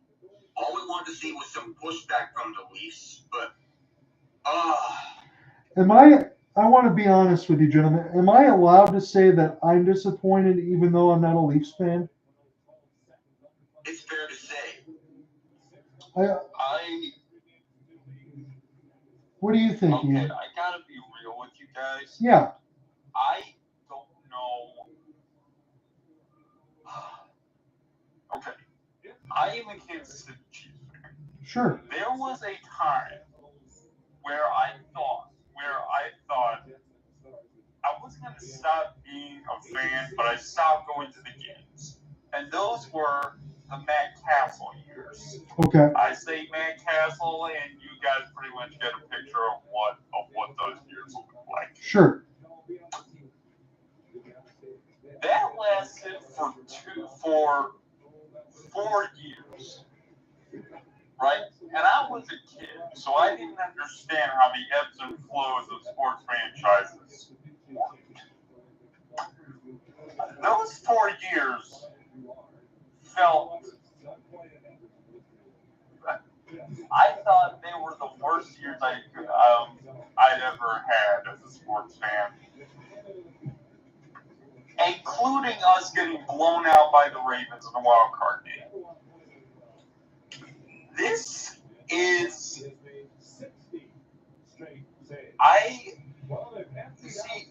this is something that if it does not scream that you need to change your identity, not blow it up, okay? Let us all reiterate. You're not blowing it up because there are still pieces that actually care. But you need to, but it's not simply waiting for a fresh coat of paint. You need to replace the shocks. Yes. Check the brake lines. And among other things, and it's not just a set of, it's not about finding a new set of tires either. You need to look at the infrastructure of this team like it's a car in need of restoration. Because right now, at this very moment, you have just had your asses handed to you. Mm-hmm. And kicked. So there is no excuses that you can come up with to not make changes. And keep in mind, fellas, the series isn't even over, and we're having these reactions. Now, maybe they come back, win the next 2 games, and this entire space is just a big overreaction. But probably not. Do we really believe that, though? No. I don't like hope. But you know what? It's playoff hockey. And we've seen reverse sweeps. So you know what? I hope that all this is just a big overreaction and they actually get their act together in the next game. Just like how after Game 5 against Ottawa, it was all just a big overreaction and they finally got their act together in that game. It's one thing to face them off against Ottawa. Florida's just an entirely different animal. I'm going to be honest with you, gentlemen. Whether it's overreaction or not, you're right. They technically could do it. I don't see it happening. I would put, if you can't see zero, I would put 1% chance that they come back and maybe even win in the next couple of nights. I don't see how you can lose a game this badly and somehow hit the reset button. I just don't think it's possible. No. As this goes back in behind the inboards now for Benoit. And this we settle back down for Toronto. They got to find a way to get something at the net. Bobrovsky series of saves. As this is off a late push there for AJ Greer, knocks it away. Benoit holds the line. 3:20 left to go in the third. Now they just look like they're firing everything at the net. Where was this earlier? As this is sent the other way now, goes toward the left side post and wide. Benoit will go ahead and send it around. Bobrovsky is able to get a couple of shutouts here. He should be able to ride that with a little bit more momentum. Not that he already doesn't have any. As the shot board is 32-28, that does not tell the story. What tells the story is a 6-0. And alongside Alec and Ian, we've had these conversations, and we have to start thinking about it now. Where does a loss like this rank all time in terms of all sports? Because when you give up 6 in an NHL game, that is like being down 28, 35 points. As this one goes back in behind the inboards, Bobrovsky makes a left pad save. Try to get picked up now for Matthew Knies, who gets one more shift at least. Now to the left side corner across the red line, Marner. He gets tied up. Lusterinen sticked out of the air again. It's a long shift, and alongside for Auston Matthews. He tried to play it off the outside of the cage. Matthews with a reverse hit off the bump, as this one's taken away by Knies. Now Nate Schmidt gets an opportunity to slowly chip this along the inboards for Boquist. Finally gets down the ice. 2:05 left to go in the third. I will turn the TV up a little bit louder here just to see if we can get boos at the end of it, because I think that's going to cultivate everything inside this cast. 1:55 left to go in the third, as Edmonton and Vegas coverage now starting to start on the other channel, and I can promise you that it's not going to be 6-0, at least on the other end, considering how big Vegas even is. As this is sent up the other way for Jones. 1:35 left in the third. The Cats have taken complete control all the way from the second period, and they just never stopped. Toronto had no answers as we got 90 seconds left. It's going to be the all-blue jerseys with the white font taking one of their worst losses they've ever taken throughout franchise history, I'd have to imagine. Lusterinen off the tie-up, Lindell. As this is at the point for Rielly, sends it toward the net. This one will glance toward the left side boards. Opportunity now for Ekblad trying to find it, and Toronto does not get shut out. They will find one as players are pushing and shoving each other in front of the net. Somebody is down. I'll get a number on that. I think Nick Robertson is the one that scored. This is getting real ugly now because players are underneath each other on the crease and they want a pound of flesh. All I can imagine is that was the most sarcastic cheer that I ever watched in a playoff game. But after that, he's just protecting himself and shooting himself from all of the bodies that are piling up. This is looking like a war scene. It went from a comedy to a funeral to a war scene all in one game. I don't know how that even happens, but we are here. Max Domi was the one that was down and below the net. Again, Domi's going to only do what he wants to do, is try to get a pound of flesh. As Robertson, I believe, is going to be the one that's going to get credit for it. We got some more housekeeping. It's hard to believe that this game's still going on while Edmonton and Vegas are just getting underway. Really at a loss for words, as this one is a back pass by Domi and off the spin backhand. That's a nice goal for Robertson, as he got crushed by Ekblad after that. And because he got crushed off the cross check, I think it was Domi who came in and wanted to help out his teammate. But good for Nick Robertson. I will say that Alec hasn't had a chance to draw in the lineup very much. You know what? If you wanted one answer, Nick Robertson just guaranteed himself a spot in Game 6. I think you'll keep him onto the lineup before goal scoring touches. Yep. You want to have him on the lineup. If you were to take the place, now the question is, who takes Max Domi's place in Game 6 because of the nightmare game he's had this game? It might be the one who just scored. That's why we brought it up here, is we got more laundry list to do. I'm going to pull up this box for Edmonton and Vegas. We'll see if Edmonton scores by the time we even end our broadcast. But our condolences for everyone else that was listening in. I know we had some fun in the broadcast. We had some good calls. We had some good intermissions. But I want to reiterate, this was not our fault. This was the fault of one Toronto Maple Leaf sponsored by Oreo. Yep. We're not responsible for any of the on-ice product here. We're just here to commentate what has happened on the ice. If you're a Maple Leafs fan watching this, you would want your money back ASAP. Yeah. Honestly, you shouldn't have bothered scoring. Then they could have went ahead and got sponsorship with Krispy Kreme or Dunkin' Donuts or bagels everywhere.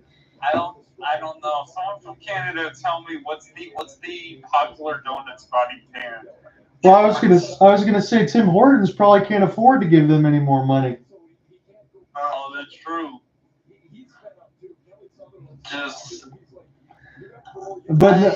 Next, let me say this. Next time, make sure you don't give them decaf coffee. They need caffeine.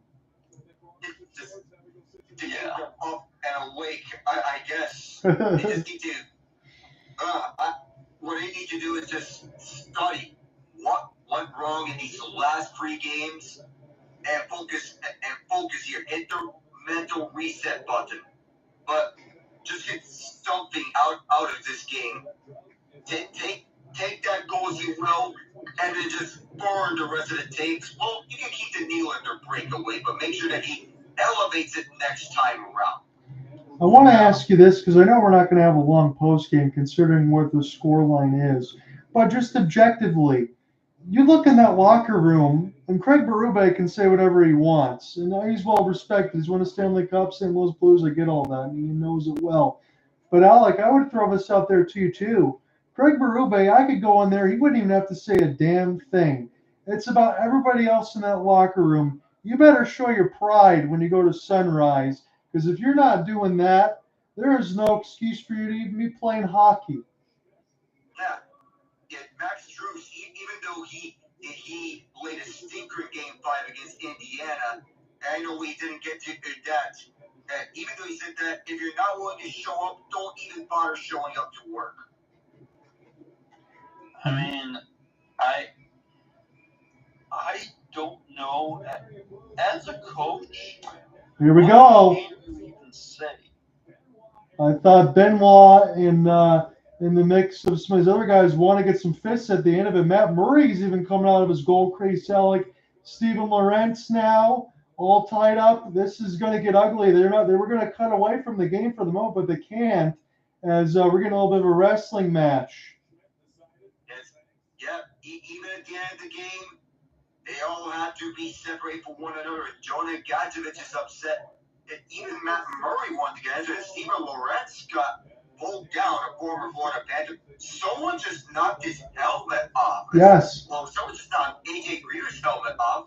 So yeah, we're not done. So some of the former Florida Panthers from last year's squad, they're getting involved in last-minute scuffles. We know about Lorentz, but the other 2 former Florida Panthers, Anthony Stolarz is not cleared to play, but Oliver Ekman-Larsson is the final one to free, and we'd imagine, what now if you're Toronto?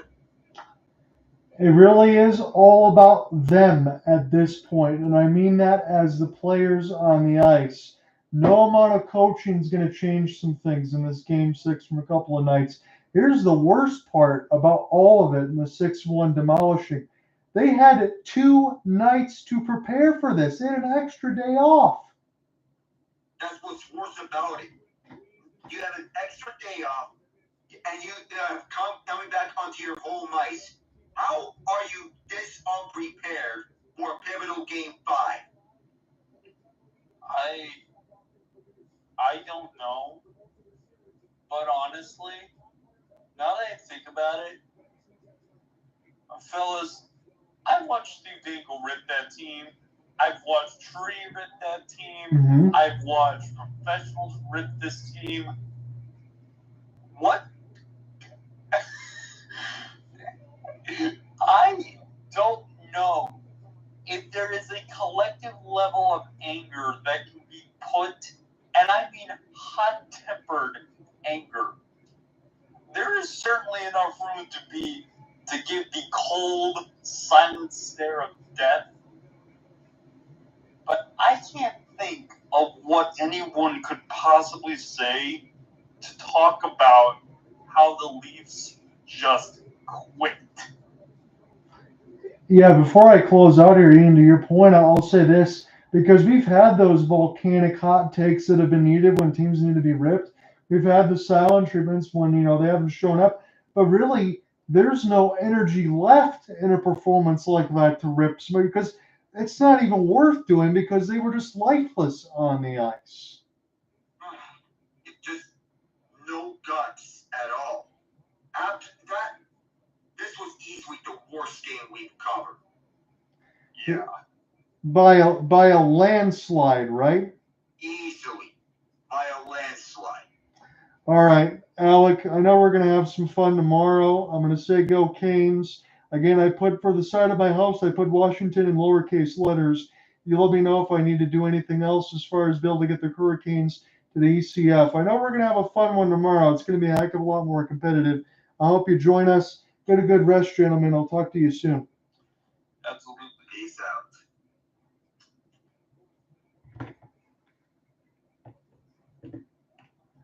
Ladies and gentlemen, sometimes you get games like this, and there is not much to say. That was the most lifeless performance I have ever seen from one team. You guys take care. We'll join you for Washington, Carolina tomorrow. Peace.